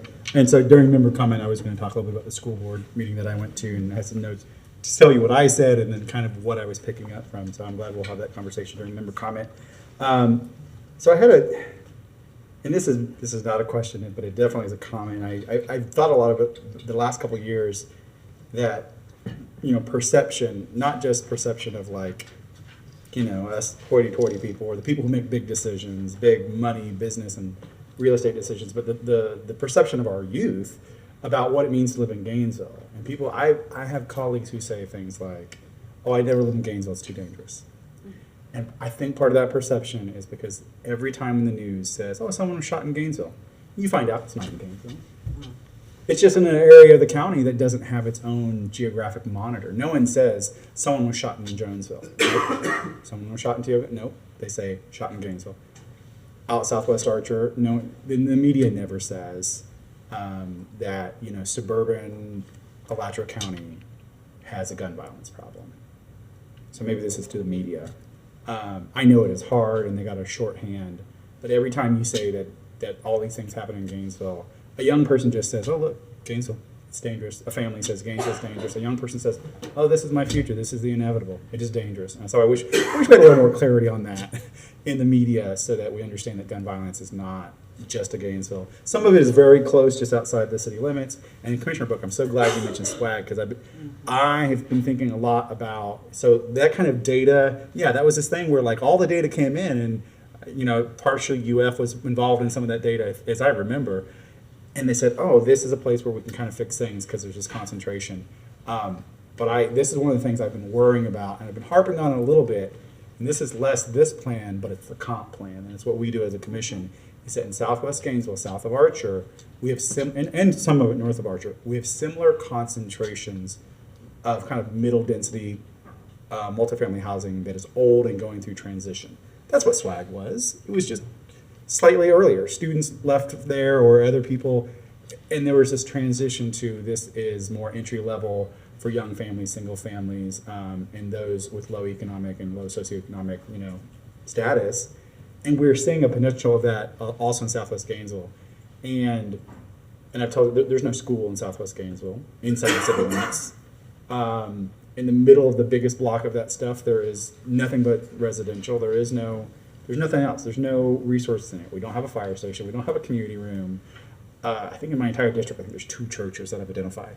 And so we have that own kind of microcosm. It's not SWAG, but it's in Southwest, and how we look at the data and look at that. So I'm just interested in that. There's an upcoming potential. We're going to look at some stuff in Southwest Gainesville about land use and rezoning, kind of a whole sector. And on one hand, if you upzoned everything, you could gentrify out some of the kids and youth and families that we need to be working with. They're going to end up somewhere. So how we handle that, because SWAG was, the fact that all of that multifamily got put there is because decades ago, both city and county decisions said that's the only place where you can build that type of housing. So it ended up there. And in Gainesville, and this is what I harp on, when we say you can't build X over 60, 70% of the city, it all gets concentrated somewhere. And for now, it may be fine. The brand new apartment, it's full of students and kind of people of higher socioeconomic status, and they're luxury. But 30 or 40 years from now, if all of that's in the same place and it's not luxury, and the people who fill it are not the same types of people, all we've done is concentrated. So and we see, and I'm so glad from GPD's maps that we see that gun violence in Gainesville is not only in one place. And so I just want to make sure we focus and know that that's what we need, that data to lead us, because it's like, oh, if we got this hot spot, what can we do? Kind of not preemptively, but kind of a longer term. Anyways, so that's the thing that stuck out to me. And thank you, Commissioner Book, for mentioning SWAG, because I think about this a lot. But our real built environment, it matters. And are we setting up future problems way down the road? And Commissioner Duncan-Walker, I agree about the improved quality of life. 'Cause I think we talk about it and we hit on it, but that's some of the, I was mentioning, I think at our last meeting, that there's some data back from the national, some people think that some of the reduction in crime and gun violence is because during the Biden administration, lots of money got pushed out into social programs, kind of all our ARPA dollars, right, all across the board, and that when we invested in people, some things got better. Not immediately, not in 21, 22, not 23, but as the programs fully develop and resources hit the right people, and there was some time. So I think that is accurate, because reading is reading, but reading it's part of the quality of life and access to whatever it is, parks, clean water, good schools, jobs. That's all kind of quality of life. So I think that is important, and not just as a achieve. I mean, our overall goals are quality of life. But when we say quality of life around gun violence prevention or reduction, I think you're spot on about that. So, and then during member comment, I was going to do something about the school board meeting to talk about that. So I'm glad we'll get to that, and some of that will all kind of work together. So, thank you, Ms. Coleman. Yeah, you're welcome. And I will say I'm excited for you all to hear some of the feedback coming out of the workshops for the comprehensive plan. The group that I was in yesterday was future land use, and a lot of the residents brought up some of the concerns that you just mentioned. And so I am excited for you all to see staff put that together and present it back to you, because it does all incorporate into each other, all of these concerns and issues. So it was a huge topic of discussion in our group, some of the things that you just mentioned. Very good. All right. Thank you, Commissioner Willits. Thank you, Ms. Coleman. And following on Commissioner Willits' comments, a lot of the SWAG apartment complexes and condo complexes, and Phoenix and its adjacent similar properties, and Pine Ridge and its adjacent similar properties, all built within about 4 or 5 years of each other, all built with under the same general ideas, and all ending up in very similar places. So the good news is the things that work in one of them can probably work in all of them. So we can take good lessons from each of those. Good conversation, everybody. I really appreciate it. We do probably need to get a motion for items 3 and 4 on the recommendations. Commissioner Book.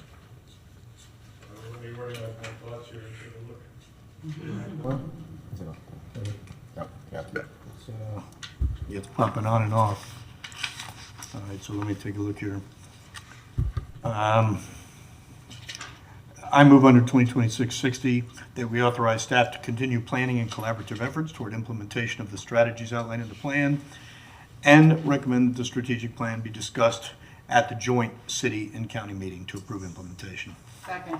All right, motion and second. I see no further conversation about this. All in favor, please say aye. Aye. Any opposed? All right, that passes unanimously with Commissioners Chestnut and Engel absent. Thank you all for the discussion, everyone. I really appreciate the work that you all are doing through Impact GNV and the broader partnerships that are available in this. Still issues to be solved as we continue to put this together, but I'm really glad that this became something the city of Gainesville does. I think it makes our community a better place to live. So thank you. Madam Clerk. Mr. Mayor, we're at member comment. All right, so under member comment, there may be some other things as well, but I do want to make sure that we get to a robust discussion and put some ideas out about the school board issues that are in front of us. Commissioner Book. It's just a quick question, Mr. Mayor, for the manager. We have some projects that are going on, fairly large infrastructure, and I thought one that we got a recent email on from somebody representing kind of one of our northeast neighborhoods was related to the Northeast 9th Street project, and I just thought maybe we could have a very, very brief update on how that project's going and what our community feedback is on. Thank you, Mr. Mayor. Yeah, we're happy to give an update. Brian Singleton can come. We've got a short presentation even for you. Welcome, Mr. Singleton. Certainly more than I was expecting, but okay. We come It's already prepared. prepped. Brian Singleton, Interim Chief Operating Officer. So update on the Northeast 9th Street project. It's from East University Avenue up to Northeast 23rd Avenue. Pavement condition is well past its useful life. Whenever we do these projects, we incorporate safety and travel for all modes of use when we do these type of reconstruction projects. Keeping in mind Howard Bishop is on the project corridor, directly fronts the corridor. General representation of what the roadway looks like today. Bike lanes on both sides, and there's a parking bay on the east side of the roadway.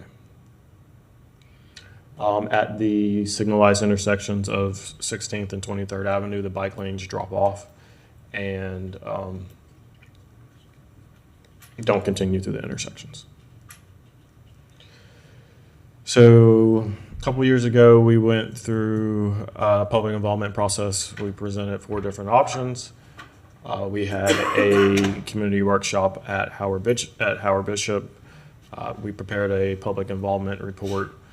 We came back and presented those 4 options to the City Commission in July of 2024. We got directed to proceed with this particular cross-section.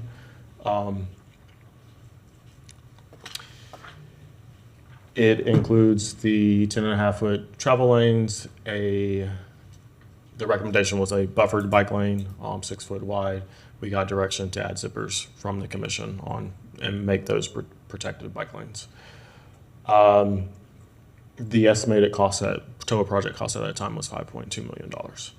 But this particular configuration would carry the bike lanes through the signalized intersections that they currently do not, by doing some roadway widening at the intersections. So the project scope: milling and resurfacing, adding the protected bike lanes with the zippers, repairing all the broken sidewalk and the broken driveways throughout the corridor, the ADA curb ramp compliance, And then drainage modifications, there's several locations where we don't have positive drainage. In addition to that, the scope includes raised intersections at Northeast 3rd Avenue and Northeast 10th Avenue. Those are our bike boulevards. Those crossings will have the rapid rectangular flashing beacons, the ones that you press the button with the square lights that flash. We will be doing at 23rd and 16th, along with the widening. Those traffic signals will be reconstructed as well and retimed to improve traffic flow. Will be a removal of 8 trees to do that work. We did discuss that with the tree advisory board. They were okay with those tree removals. At the roundabout, we will be updating the signs and markings to comply with the current MUTCD, the manual uniform traffic control devices. There'll also be the bike ramps from the roadway onto the sidewalk. The sidewalk around the roundabout will be widened so people can either take the lane or take the sidewalk going through the roundabout.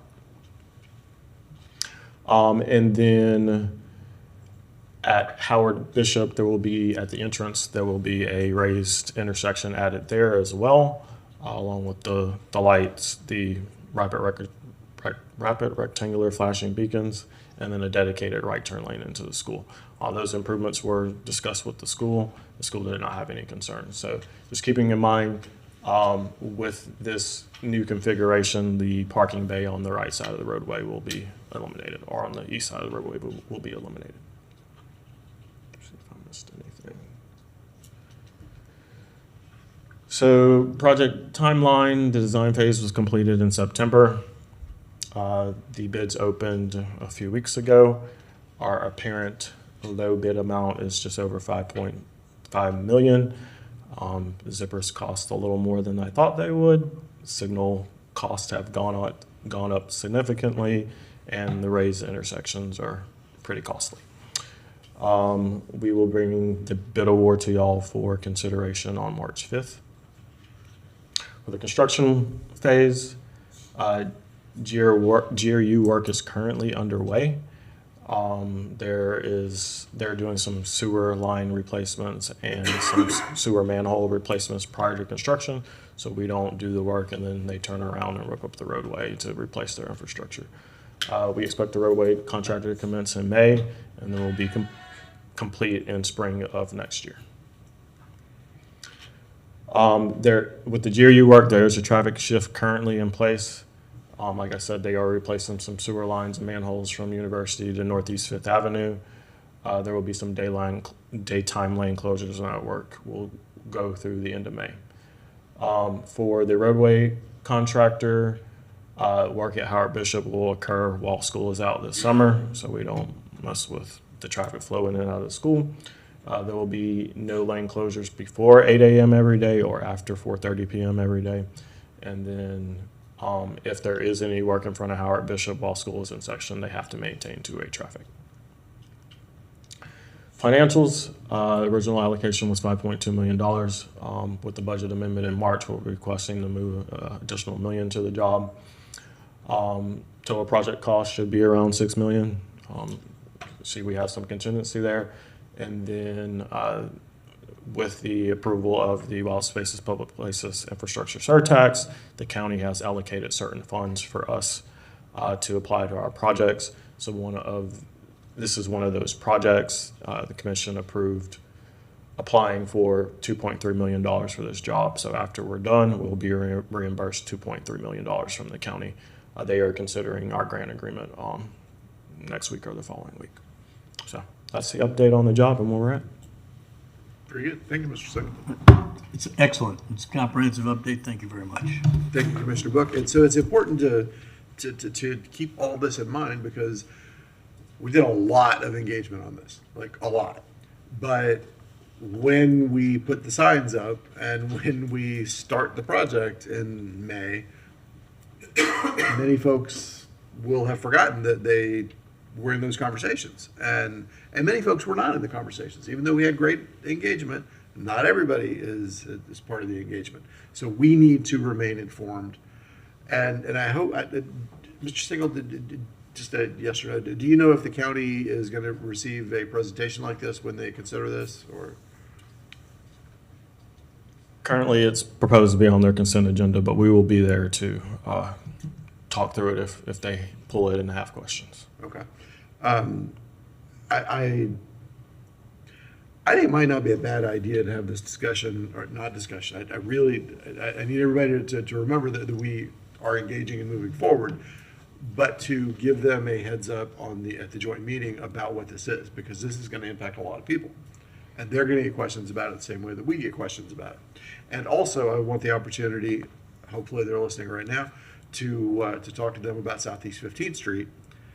And I would really like for Southeast 15th Street to be more like this, not exactly like this. The neighbors will have different engagement than the neighbors on Northeast 9th Street potentially. But if it just gets paved, traffic is going to go faster there, and it is not going to improve. It won't be an opportunity to improve neighborhoods the way that I think this is an opportunity to improve neighborhoods. So I want the opportunity maybe to talk to the county about my hopes for Southeast 15th Street as they consider the planning process for that and get them informed on what's happening on 9th Street. So just be aware, that's a thing I would kind of like to include on that joint meeting agenda. We'll be prepared if so directed. Yes, thank you. All right, I think that's all on that one, so thank you. Thank you, Commissioner Book. Commissioner Willets. Thank you, Mr. Mayor. So I was going to talk about the school board meeting I attended last Friday. It was for electeds. One elected from basically every elected body was invited. They had us up there on the podium. It was Chair Vu, Archer Mayor Fletcher Hope, Hawthorne Mayor Jacqueline Randall, Alachua Vice Mayor Shirley Brown, Alachua County Commissioner Mary Helen Wheeler, and Micanopy Mayor Gianna Williams was online. It was good. They presented, their consultants presented like the whole plan and talked about it. After they went through all that, all the representatives kind of presented from their bodies, their commissions. I tried to be really careful about what I said, that it's things I'd heard and that I thought we had different, not 100% consensus, but things I'd heard. Things like that for us, schools are a center of community where things happen, where we partner with different institutions, and it's important to our neighborhoods and institutions. That schools are part of our gun violence prevention strategies, places to go and things to do, just people to be with. We've had some discussion about the 2-mile bus exclusion zone. They call it a walk zone. I call it a bus exclusion. That we hear from our constituents and how families can manage their whole days getting their kids to school. Some about the tensions between schools, both tying neighborhoods together but balancing socioeconomic makeup of schools. So that's the whole are you concentrating students of one socioeconomic status in a school versus something else. Some more of a diversity in our schools. That if they choose to not use Duval, that there are at least some of us on the commission who are interested in immediate use of that building, potentially not with a full program, but preliminary. And then, of course, athletics, Citizens Field and Dwight Hunter Pool, that's one of our concerns, because this was technically their entire comp plan for the schools, even though zoning is the number one thing that got talked about it. They told us though it's the entire, and so I'm like, well, for the entire thing, yeah, we want to know how you're going to manage sports because we participate. I shared with them just a few other things, and then I'll talk about what they presented. But they're potentially closing Rawlings. I mentioned that the county put in millions in affordable housing dollars into Sweetwater Square right across the way, and I think part of the whole idea had been, affordable housing right next to a school, and if they close that, it's and that's in Gainesville, and that's in one of our northeast neighborhoods. I was concerned. So southwest Gainesville, past the interstate, where we're going to have some new development, probably potentially annexation.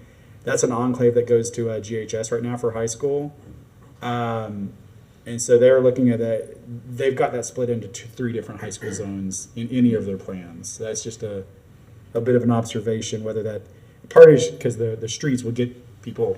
You can head west, you can head east, you can head north from there, and then so So the thing that stuck out to me as the big pieces that we're going to have some interest in is Rawlings. I mean, so the three they want to close, in essence, is Rawlings, Foster, not close Williams. I'll get to that in just a minute. But then potentially stop using Duval. So there's the big three. They're all inside the city, right? One of the closures actually is in Alachua. I forget which school, the one that's north of 441. So I told them, like, listen, this is 3 of your closures or stopping use for some of your programs. It's all in Gainesville, right? The Williams-Lincoln, just so if people haven't read it, the idea is that Williams-Lincoln would become a combined campus for a K through 8. So people would still be going, K through 8 would still be going to that facility because at least on the back sides they touch. On the front they don't. Well, they kind of touch on the front sides. Like I forget. The fields in the back definitely touch on the back side. I forget on the front. There's that little neighborhood.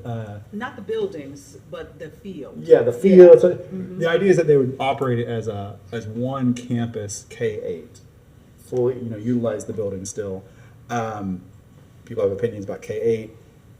There's lots of small changes to the map that people are going to have lots of opinions on, and there's three main options. They did say there's still some time for those to change. It's not set in stone. Every change necessitates probably a different little change. That's one of the issues. The Stephen Foster closing is one that they said their main argument or their main piece of data is that 3 other elementary schools, it is within the walk zone, within the 2 mile. So it's that someone who's right there at the school itself, it's not that far to the other ones. I don't know what other thing. Well, they also said, they're like, well, we don't like it next to main thoroughfares. But Terwilliger is on, it's 2 lanes now. And I told them, I did tell them, I was like, whoa, what's up with that? Because Terwilliger's on a 2 lane that undoubtedly will be 4 lane. And they're like, well, there's a sidewalk to the street behind it to Oakmont. Sidewalks That's one sidewalk. What about everyone who lives further south north? What could be? Anyways, I poked at that a little bit because if their excuse for closing Foster is that it is on 2 4-lane streets at the corner of 2 4 lanes. I don't know that that's where we've had trouble. I don't know if we have data to suggest that students are endangered there or that traffic is something that's out of hand. I pushed back at that a little bit because that's not my experience with Foster. But, GPD, GFR may have some other data about accidents, traffic, and public works that may have some opinions. And then the Rawlings one, that's the one they potentially closed with less of an explanation. And then they would be moving from Duval, the programs they use there. I forget, is it pre-K and I think one other program, I forget. I thought there was another. I know there's an early learning entity that's in there right now. So I think their idea is that if this all goes through, they would no longer have any students there because that's a very specific status that allows them future flexibility. So yeah, I think that's kind of what there are some. The other electeds had lots of things to talk about. And in the end, it's all about efficiency. They really did mention how they've just got so much capacity on elementary school. They basically have 4 complete. If you can consolidate all the students, you have 4 buildings that would have no students. So it's just truly they have too many elementary school buildings, and similar on the other middle and high school, but particularly on elementaries as evidence, Williams is 200 students under capacity currently. It's also the oldest school. But they would still be using Williams, Lincoln as some sort of combined campus, which I'm still a little confused about. And then also the Foster, just so that one of the reasons why they were more confident of that is 55% of the students at Foster are not actually zoned to go to Foster. That blew my mind. I did not know that. So that, and they kind of had that data throughout everything.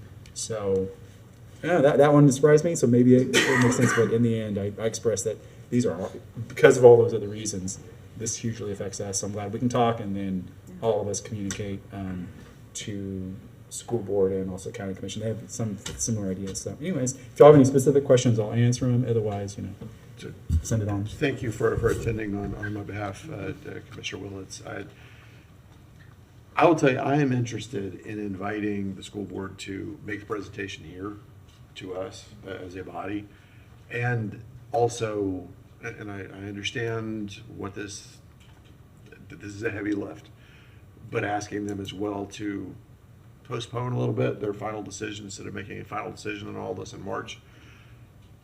If any other entity, and there isn't one, but if there were a corporate entity that was going to close and or consolidate 3 very large places of their business within our city, we would expect to have a conversation about it with them. And I think we need to have the opportunity to do that. I don't want to compel anybody to do anything, but I would like for them to come have that conversation, because this is a big deal. We, the city of Gainesville as an entity, and Alachua County, have invested very heavily, committed very heavily. When you include the school board's piece of this, you're looking at more than $100 million of investment that we have either built already or are in the process of planning to build in East Gainesville, and removing multiple elementary schools really kind of upends that plan. The Children's Trust has invested very heavily in operations for students in East Gainesville. And I may just not understand. I may need a better understanding of how this helps everybody. But that is where I would like us to go, is to invite them to please come give us this presentation and consider postponing this a little bit, because I think there are probably some things that they have not considered. I'm sure they've considered everything that is within their wheelhouse entirely, but when you make changes like this, it is outside your own wheelhouse significantly. So, Commissioner Duncan Walker, I'll get back to you in a minute, Mr. Manager. Thank you, Mr. Mayor. I really appreciate this conversation, because I think the city of Gainesville has been very intentional about putting monies into East Gainesville, particularly recently, with the desire to move economic development forward. And this does upend that. Clearly, the school board does not come to the table thinking like that. Their priorities are a little bit different than ours. So I welcome the conversation, bringing them here to have a conversation with us about it. What we all clearly understand is that we can't begin to dream of economic development if any of the schools are flailing or simply not there. What young family do you know who wants to move to an area where there either is not a school or where that school is insufficient? You cannot. So as we look at, I'll even go back to Hartwood. I wasn't at this commission when that was dreamed, but I gotta believe that the individuals that came together to put that idea forward did so thinking, you know what, this is a great place to put this. Look at Lincoln, look at Williams. And the goal, I have to believe, was to continue to build the necessary infrastructure in that community to support the community. So when you take it away, not only do you completely just destroy what Hartwood was or going to be, but you also, let's be very, very clear, have a substantial impact on the psyche of the individuals who live in the communities, already used to disinvestment, already not trusting local government to do what we say. And so I don't want to bash our colleagues over at the school board. I want to figure out a way we might be able to help. Because what's not lost on me is that it's hard for all of us. Everybody's having to make these very difficult decisions with the lack of resources, whether they be financial, whether they be staff. It's hard.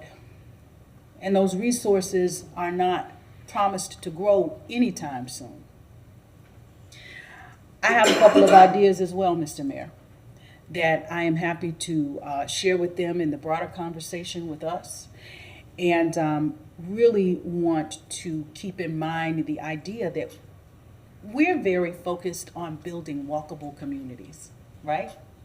So when we look towards signing off on a development, a lot of folks are coming in saying, we want to build this, and everything is kind of in that same area, right? You can walk to grocery, you can walk to healthcare, you can walk to school. So when we close these institutions, East Gainesville will become less walkable.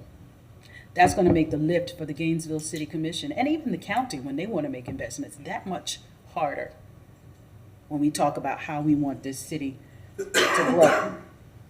But I do want to say to our colleagues over at the Alachua County School Board, it sounds like you have a willing board of city commissioners who want to chart a pathway forward to assist.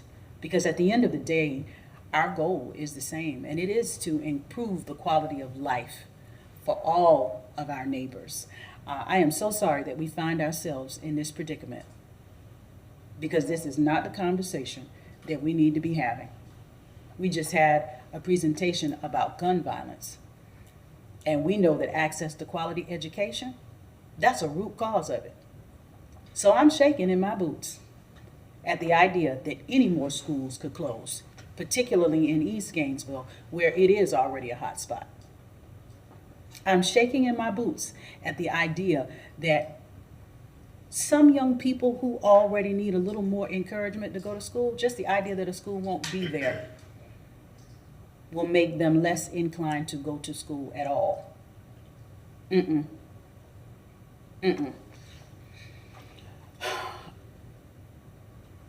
Alachua County School Board, I really, really hope that we're able to find a different way to do this.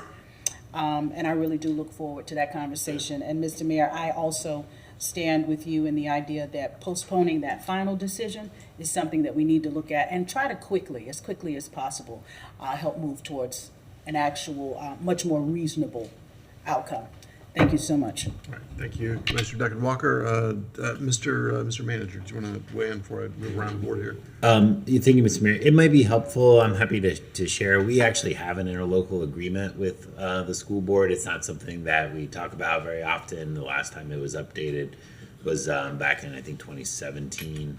But it does cover some of the coordination, including school closures, concurrency, some of the things that we're talking about with the rezoning. It will need to be updated as the school board settles on what the future looks like. But that might be helpful for you all to share. Where I'm happy to send it around. Thank you. There are some I think work that does get done from a planning standpoint. That's mostly staff led. That sort of ebbs and flows depending on what the school board is doing at any given time. So, but I'll send that and we can follow up with any questions y'all have. Excellent, thank you. I appreciate that. Mr. Mayor, sorry, the other thing I want to mention, the school board actually has a pretty comprehensive presentation on their website. That's 52 slides. It's really good. Yeah, it's pretty clear about sort of all of the different things that we're talking about. It may be a good primer for us to go through and make sure staff is briefed on as well. So I wonder if perhaps the March 9th joint meeting would be a good opportunity. They get two birds with one stone. If they could go, just provide an opportunity. So reading the presentation is one thing, being able to ask questions is another. Let's consider that as, before I send a letter or anything. Commissioner Bowe. We're having some difficulty with this thing today. Thank you, Mr. Mayor. So I'm thinking, I really appreciate the summary of the previous meeting. They have another one tonight. I plan to attend part of that one tonight. It's in the great Southwest, the Gainesville urban area on, I think it's at Kanappa Middle School. And I know they're getting a lot of feedback. I'd be very reluctant for us as a government body to tell them, delay your timeline. It would not surprise me if they're going to be in that situation anyway, because they're getting such a voluminous amount of background and feedback and probably loads of maps that are telling them ways that people feel that they can probably do it, improve the ways. On the other hand, I would welcome the city manager to send make sure that they're aware of our conversation today and say that they're probably tuning in right now as we speak anyway. But this is the conversation. These are some of the concerns, that we have as a body. The economic development, neighborhood schools, how you build, how a city builds when you're looking to, and it is true. You build, you go, oh, what school is that in? And it's one of the first decisions that someone makes based on when they're looking for where they're going to live, work, and play. So I would welcome that. I think probably it would not behoove us to get in a position to tell them, you delay your decision. I'm guessing they're probably going to end up doing that either. I don't have specific insight, but it would be great for the city manager to have that conversation with the superintendent. Previously, you all were working as it related to the Northeast 8th Avenue and said, let us discuss things first, make them aware. But that's just my thoughts. And to be clear, we can't tell them to. No, but just a polite request. Yes, I understand. All right. Thank you, Commissioner Book. Commissioner Eastman. Yeah, thank you. I'm glad we're having this conversation. I feel like every room I'm in this past week is the only conversation that is had. I was at my kids' elementary school. They were doing a chorus thing this morning. It's all the parents who were talking about. It's all, and people, serving on this commission over this past 3 years, I will say that we've been in the position of making hard budgetary decisions that many people will disagree with, and we were kind of forced into. I am sympathetic with the idea of how the housing vouchers are impacting the school boards. Issue with their budgets, how population has shifted further west, how that there may be a need for this, but just because you're in a crisis that you have to respond to doesn't mean that every response is a good response, right? But so I would like to, hear from the school board particularly. I didn't realize that we had this interlocal agreement that which puts us into that, have that conversation, and then I think at that point decide if we want to ask for delay or things like that. But I've had lots of questions about this. I've kind of wanted to let the process play out as being part of one governmental entity against another. We're always kind of balancing out. I never like it when other folks come in and try to get into, our the issue, the tough issues that we're making. I think it's easy to look from the outside and point at what's happening, like with us, without actually knowing it, and then and poke during kind of the tough political issues. But obviously, this matters a lot. It matters a lot. Stephen Foster's in my district. A lot of these are, as you point out, within the city of Gainesville, and this is top of mind for a lot of people. So I'm happy to have that conversation whenever they want to. You're saying the March 9th city-county joint meeting is what you're thinking? That might be a very complicated, with 15 elected officials all asking them, as well as the gun violence prevention discussion. It would become a very long meeting, no question. Just something to think about. Mr. Mayor, I'm happy to. I already have been playing phone tag a little bit with Dr. Patton on an unrelated issue. So I'm happy to get a hold of her, and I can convey the commission discussion today and see what's possible in terms of having school board present information. I am the proud parent of a Foster steamer, and so when I heard the news, I was a little bit nostalgic for he's no longer there for the closure.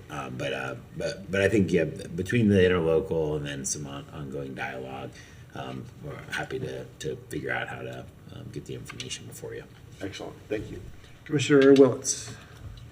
Thank you, Mr. I was just going to say, the consultants who are working on this are local, so, they're local. So asking them to come speak to us is not like telling someone to fly in, Right.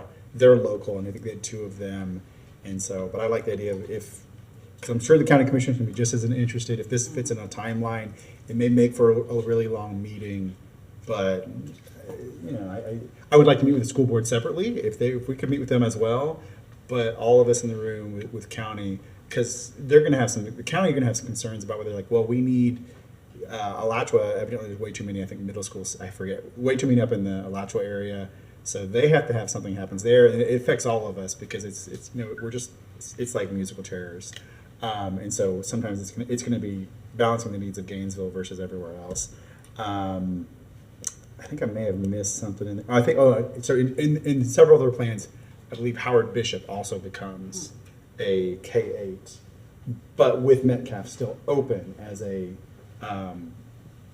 And that's, I got a little confused there. I'm like, wait, so Metcalf would be open as a K5, Bishop would become a K8, because I think most of Rollins would come down to Metcalf. That's roughly my understanding.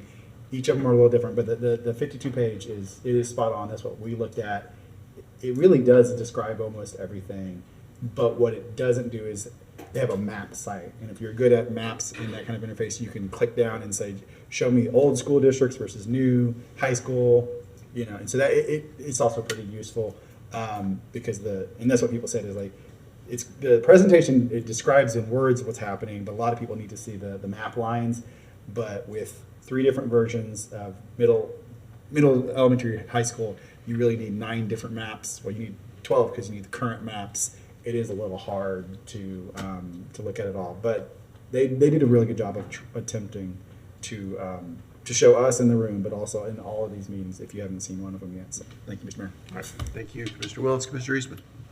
Yeah, thank you. On to another fun topic of government having to make tough decisions. I wanted to compliment the Alachua County Commission and their staff. They did a presentation on February 10th about the impact of some of the new property tax proposals that are going through the legislature right now, which some of which are very eye-catching to me, and I would love to see similar analysis for the city of Gainesville. I think I would love to see counties and municipalities across the state of Florida do similar analyses, just to give some background on what the county brought forward. We looked at multiple property tax things that are moving through the legislature, the main one being the elimination of homesteaded property taxes, which would cut about $85 million, or about 63% of their tax revenue off. So currently, 56% of their overall spending is protected spending. So the math doesn't really math on this. They are required to do juvenile detention, health department, courts, other kinds of spending. So just right off the top, if they cut animal services, parks, community support services, every single non-mandatory spending in their budget. So no more park spending, no more place to take dogs are now running on the streets, no funding of the property appraiser, no funding of the supervisor of election. They still have a $24 million gap in their budget, so that means higher taxes, right? Or something else that is still with none of those services being provided. Without that, they discussed their multiple municipalities that would be in a much more serious situation than probably Gainesville would be. We have some non-homesteaded taxes here because we have apartments, we have renters, but they would now be picking up the services potentially for some of the smaller municipalities with lots of homesteads like La Crosse, like Waldo. So services would expand, things would be cut across the board, higher taxes across the board. That was a very big, I knew these were bad proposals going through the legislature. This is not a feasible series of things that would come forward. And I would love to see at some point.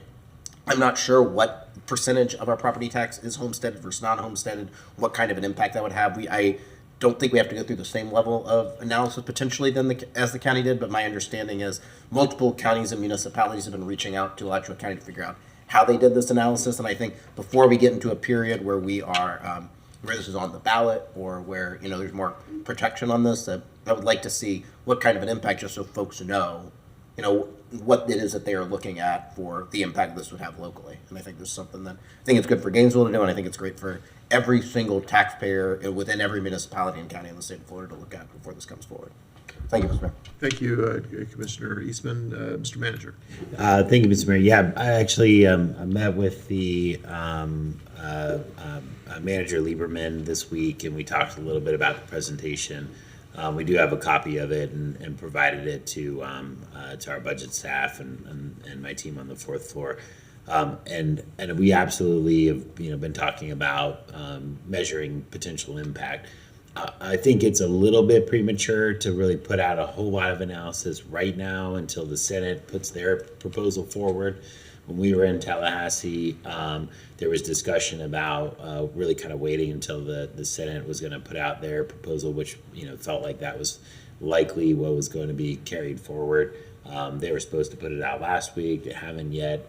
I think once we have a better picture of which of the different proposals are going to be really have legs, we're going to provide some analysis to you all. Obviously, it'll be a discussion that we're going to have this year with budget ahead of any potential referendum vote in November. But it's definitely something that we're watching from some of the discussions that Manager Lieberman and I had, there will be a disproportionate impact depending on which jurisdiction you're talking about. Some of the issues that you mentioned, Commissioner Eastman, about percentage of multifamily, commercial, our homestead versus non-homestead. As you all know, we generally have more renters than we have homesteaded properties in the city. That is not the case in many of the outlying smaller cities, where the preponderance of residential property is primarily homesteaded single family. So we're gonna do the analysis for Gainesville once we get a little bit of a clearer picture of what from the legislature is more than likely to move forward. That was the one thing that we got when we were in Tallahassee, that from discussions, that something was going to be on the ballot, and to watch for what was going to come out of Senate. So we're doing that for sure. All right, thank you, Mr. Manager. Commissioner Duncan Walker. Thank you, Mr. Mayor. Love ending on this positive note. So we had an incredible meeting last night for the comp plan. The Gainesville Neighborhood Voices was absolutely incredible, as we all would expect. But I want to take the opportunity to tip my hat to staff. I was so proud, Andrew. You got a pretty good team, you know that. Yes, indeed. Staff was not only prepared, but staff did such a great job generating trust. And that's really important, right? All too often, I think that each one of us is familiar with being met with the righteous indignation of neighbors who come to us with very serious concerns around neighborhood change or around processes, around the comp plan even. But last night was such a wholesome experience where I actually saw the needle moving, the change. It was palpable. You could feel it in there. I want to say thank you once again to not just the Gainesville Neighborhood Voices, but to our staff who showed up in great numbers. Brian, you were there. I cannot remember right. It might have been about, what, 17? Was it 17 staff? Close to 20 staff members showed up. Close to 20 staff members showed up. And each staff person was at a table with a representative from the Gainesville Voices, and the conversations that were ensuing amongst the community members. They had a chance to talk to both staff, and the conversations were being namely led by the Gainesville Neighborhood Voices representative, but staff was also there to answer the questions from the city side. It was so outstanding. I want to just say thank you. This is the kind of real community engagement that we look to do. So I feel like we've really moved the needle forward on honoring that request of community members who really want to see us engage them in meaningful ways. Thank you all once again for allowing that to happen. I did have one question, because in all of that wonderfulness, I felt like one thing was missing. And it was, we didn't have any pictures. So I had to pop out my little phone that I think does a pretty good job. But when we start speaking to the idea of being able to tell our story, I really wish the communications would have been able to be there with us last night, because what an awesome way for us to capture and archive that incredible moment, make it accessible for our neighbors to be able to see either on the website or to look back at down the line. How do we determine, Andrew, where communications goes out to? Because I really would have loved to have had them at that one, and I heard that we didn't have them at the one a couple of weeks ago. How do we make that decision? Does a request need to happen, or what happens? Multiple staff members were taking pictures throughout the event. We have a lot of pictures. But for communications themselves. The team actually has a shared link where they're compiling all the pictures from all the different events, so we will have all that information available. Gotcha. What does it take for communications to come out? And is there a different process that is happening now? What do I need to understand about that? I'll defer to the manager on that. Okay. So importantly, I think communications is not the only one that takes pictures. We do have staff at multiple events all the time, whether it be staff in my office with John Alexander. I got it. Well, I want to be clear, and I'm sorry, Angela, I don't want to cut you off, but because it's not just about a picture. What communication is much broader than pictures, right? I used that as just something to say, right? But there are stories that get generated out of communications, et cetera. There's a reason why the communications department exists. So what my question actually is what triggers the communication department's involvement? So I would say communications is and has been involved in the comprehensive plan work. And what I was going to say was the materials that come out of these types of engagements, including the pictures, all flow up through Director Smart's office, who then takes that information and crafts, whether it's a news release, whether it goes inside GNV, whether it goes on the website. So communications is involved, even if we don't necessarily have somebody like Scott or Patrick like taking pictures. The staff's taking pictures and they're working through Jen's office to make sure that those all go to communications so we can tell our story. Oh, okay. So what's going to happen with those pictures from the last two events? So if we are asked to do something to help and promote and tell the story, then we get that information from the departments that have given us the information and the photos. We talk to the people who were staff members or community members who were present. Frequently, our public information officer, Rosanna Pessaniti, will do these questions, and then we can write something. We will write either a news release, we could write something for GNV News or Inside GNV. Occasionally, we will do a social media post.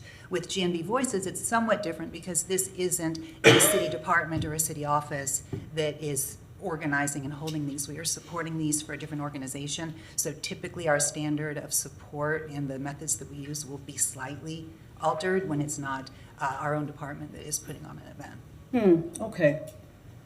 I would still, I think because of the nature of this, and it was almost like a first in some ways, I would love to see something else. I would love to see the city be able to post something. I think the neighbors would appreciate it. Andrew, is that something that you think might be possible? I'm sure, yeah, we could talk about it, and I'm sure we'll come up with something. And it'll be something that we highlight as we go forward, and there'll be multiple presentations before you. Absolutely, for sure, for sure. That'd be great to know that the city would be able to do something on our side as well. Thank you. Thank you, Mr. Mayor. All right, thank you, Commissioner Duncan Walker. We don't have another meeting before this, I don't believe. Time moves very, very quickly, and I was just talking with Director Smart a day or two ago that the state of the city seemed until a couple days ago like it was weeks away, and it is not in fact weeks away. It is next Wednesday, or this coming Wednesday. So please make sure everybody watching at home be ready for the State of the City event.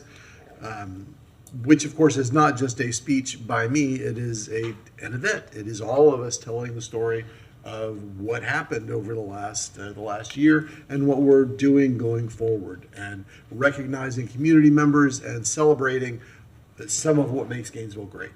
10 o'clock Wednesday morning at the Historic Thomas Center, we have a little sort of a brunch spread prior to that, so please be a part of that as well.